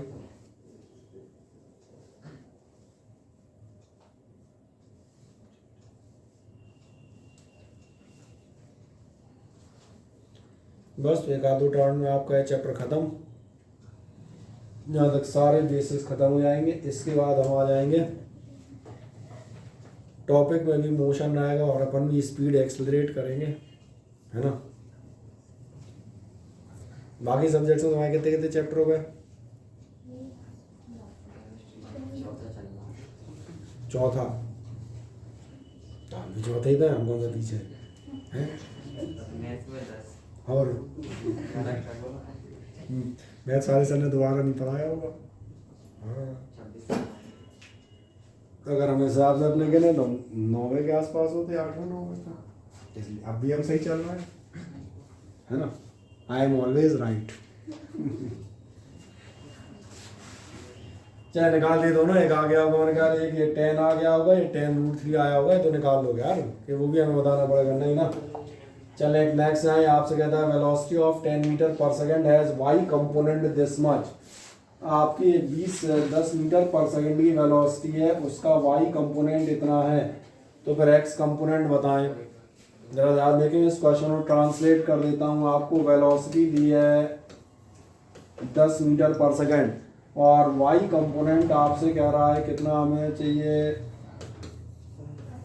दूसरा एक चीज़ बताता हूँ, अगर ये कहीं स्पेसिफाई नहीं किया गया हो कि आपको एंगल किस एक्सिस से है, तो आप क्या करेंगे? तो ये अंडरस्टूड है कि आप उसे एक्स से मानेंगे, क्योंकि हमेशा ध्यान रखना, दुनिया जो भी आदमी एंगल बनाता है, भी तुम इतने सारे लोग बैठे हो, किसी से भी कह दूँ यहाँ के 30 डिग्री का एंगल बना दो, हर आदमी जब तक दिमाग में खुराफात लेके नहीं आएगा वो यही बनाएगा। सही कह रहा हूँ ना। केवल वो जो सोच रहा होगा अच्छा 30 डिग्री एंगल बनाए, हाँ बाद में मुझे बुलाओ फिर बताता हूँ, बोले सर मेरा ये वाला, अब बोलो सर। इसलिए मैंने कहा इसमें सर कुछ नहीं कहेंगे, मैं बात कर रहा था normal, until it is not specified. कुछ चीज़ें कॉमन सेंस में होती है ना। वो कहानी नहीं होती कि तुम्हारे मेहमान आए, बोले बेटा पानी पिलवाओ, तुम पूछ ले कौन सा, पीने का नहाने का? ना भाई पीने का। बोले ठंडा के गरम? बोले ठंडा। बोले गिलास में लाऊं कि लोटा भर लाऊं? बोले भाई साहब गिलास में। स्टील का कि कांच का? कांच का। बोले धुला के गंदा। Common sense. उन्होंने कहा पानी लाओ, मतलब सब समझ में आता है कि पानी अपने को पीने के लिए एक गिलास चाहिए, उसको दे दो शराफत से। मैंने कहा इसलिए कुछ चीज़ों में भैया ये जनरल सेंस भी रखना है। नहीं मैंने इसलिए कई खड़े हो जाते हैं, सर इसमें कहाँ लिखा है कि इट इज़ एक्स एक्सिस? मैंने नहीं लिखा है इसलिए एक्स है, ये अंडरस्टूड मानी जाती है, अगर नहीं है तो ये होगा। और क्या कह रहा है, दोनों चीज़ें दी हैं और आपसे क्या जानना चाह रहा है, कैलकुलेट द एक्स कंपोनेंट। क्या करोगे ध्यान देखना, पहले इसको सॉल्व कर लो। आपको मालूम है, एज लिख देता हूँ, as V Y is equals to आपको दिए होता है वी साइन थीटा। इसलिए मैंने कहा, नहीं तो कोई कहता सर साइन ही क्यों माना, मैंने कहा नहीं दिया है मतलब एक्स से लेंगे वी साइन थीटा, और बराबर आपको कितना दिया हुआ है 5√2। इसका अलग आप देखना, अगली बार क्या हो जाएगा 10 साइन 30 थीटा बराबर आपका 5√2। इसका मतलब साइन थीटा कितनी हो जाएगी,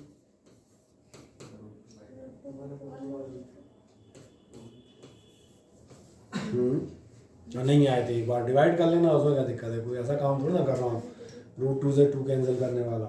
साइन थीटा 1/√2 कब होती है 45 डिग्री। बढ़िया, तो मैं आंसर मिल गया, थीटा बराबर आपका हो गया 45 डिग्री। आ जाए यहाँ तक, फिर आगे जाते हैं।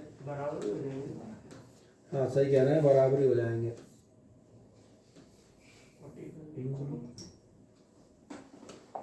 चलें इतना पार्ट करें पहले, जो गिवन है उससे हम थीटा कैलकुलेट कर लेते हैं। जो आप गिवन से थीटा कर लेंगे तो उसके बाद फिर आगे जाएंगे। हेंस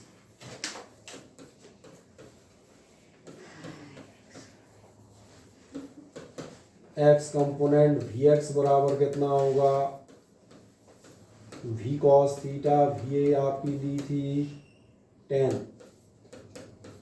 और कॉस 45, ये आप सही कर दे कॉस 45, फिर 1/√2 होगी। तो इसका मतलब आपका वी एक्स बराबर कितना आ जाएगा, डायरेक्ट लिख दूँ,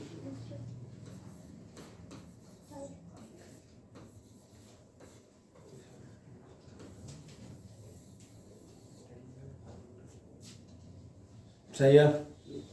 चलें बढ़िया है, ये क्वेश्चन कर सकते हैं आप आराम से।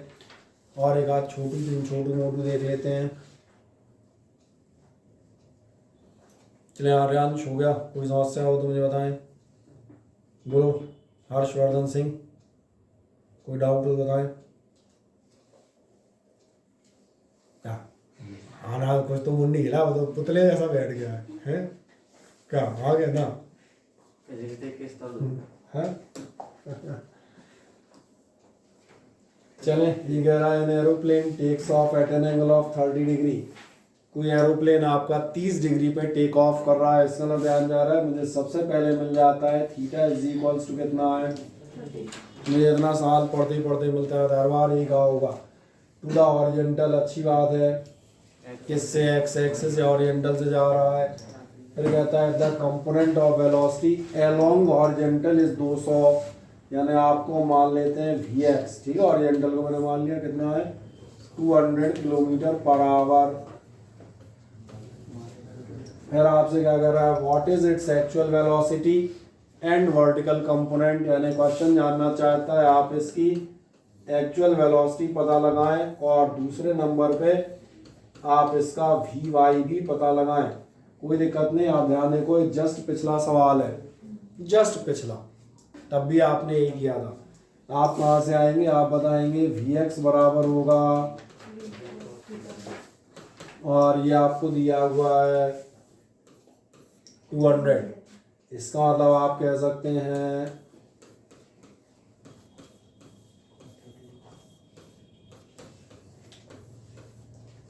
चलो और थोड़ी गंदगी मचाते हैं।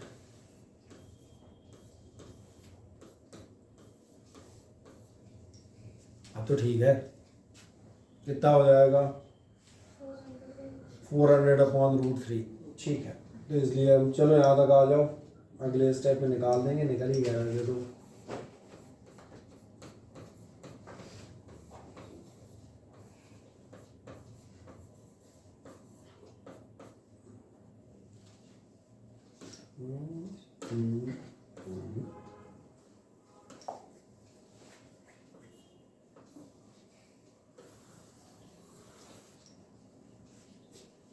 पहला आंसर हमारा हो गया।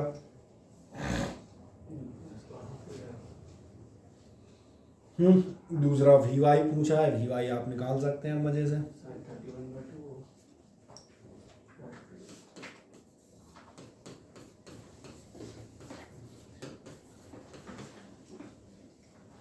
वी आपका निकल ही चुका है, कितना निकला है 400√3, बराबर निकाल दिया है, 400/√3 होना था। बस अब तो निकाल लोगे।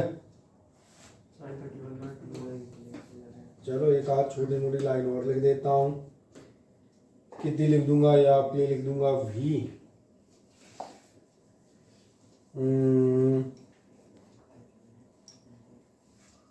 अरे इनपुट तो ये नहीं,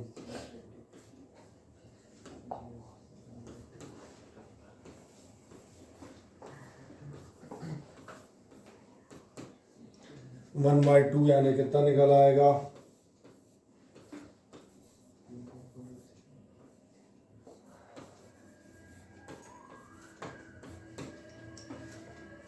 अब इस टाइप क्वेश्चन हो जाएंगे, हाँ या ना बताएं। बस अगले राउंड में हम कहते हैं तमाम सारे सवाल करेंगे, इसमें से एक शीट आपको उपलब्ध करा देंगे और कर लेंगे डॉट प्रोडक्ट, एक दो राउंड में वेक्टर अलजेब्रा खत्म। और एक्चुअली वेक्टर अलजेब्रा खत्म नहीं, वेक्टर अलजेब्रा शुरू। समझ मेरी बात आ गई। अगर कोई ऐसा सोचेगा कि ये अच्छा हुआ वेक्टर खत्म हुए, तो बता दूंगा वेक्टर खत्म नहीं हुए, अब वेक्टर शुरू हुए, ठीक है ना। कर लें मजे से। अटेंडेंस बेचारों को दे दूँ, कौन कौन थे उनको। अरे कौन कौन ज्वाइन है? कार्तिक, मोहित और वही। और अगला टेस्ट का तुम्हें जानकारी थी भाई, अगला टेस्ट आपका जो है वो नेक्स्ट संडे, और आपके मेजरमेंट टेक्निक, मेजरमेंट्स, और कौन सा पार्ट लिया था हमने, और एरर्स, बस ये रहेगा। ज़्यादा हुआ तो अगले टर्न पूरा लिख के पकड़ा दूंगा क्या क्या है, ठीक है। अभी आपको आज रात में बता दें, वैसे तो आप छांट भी सकते हैं,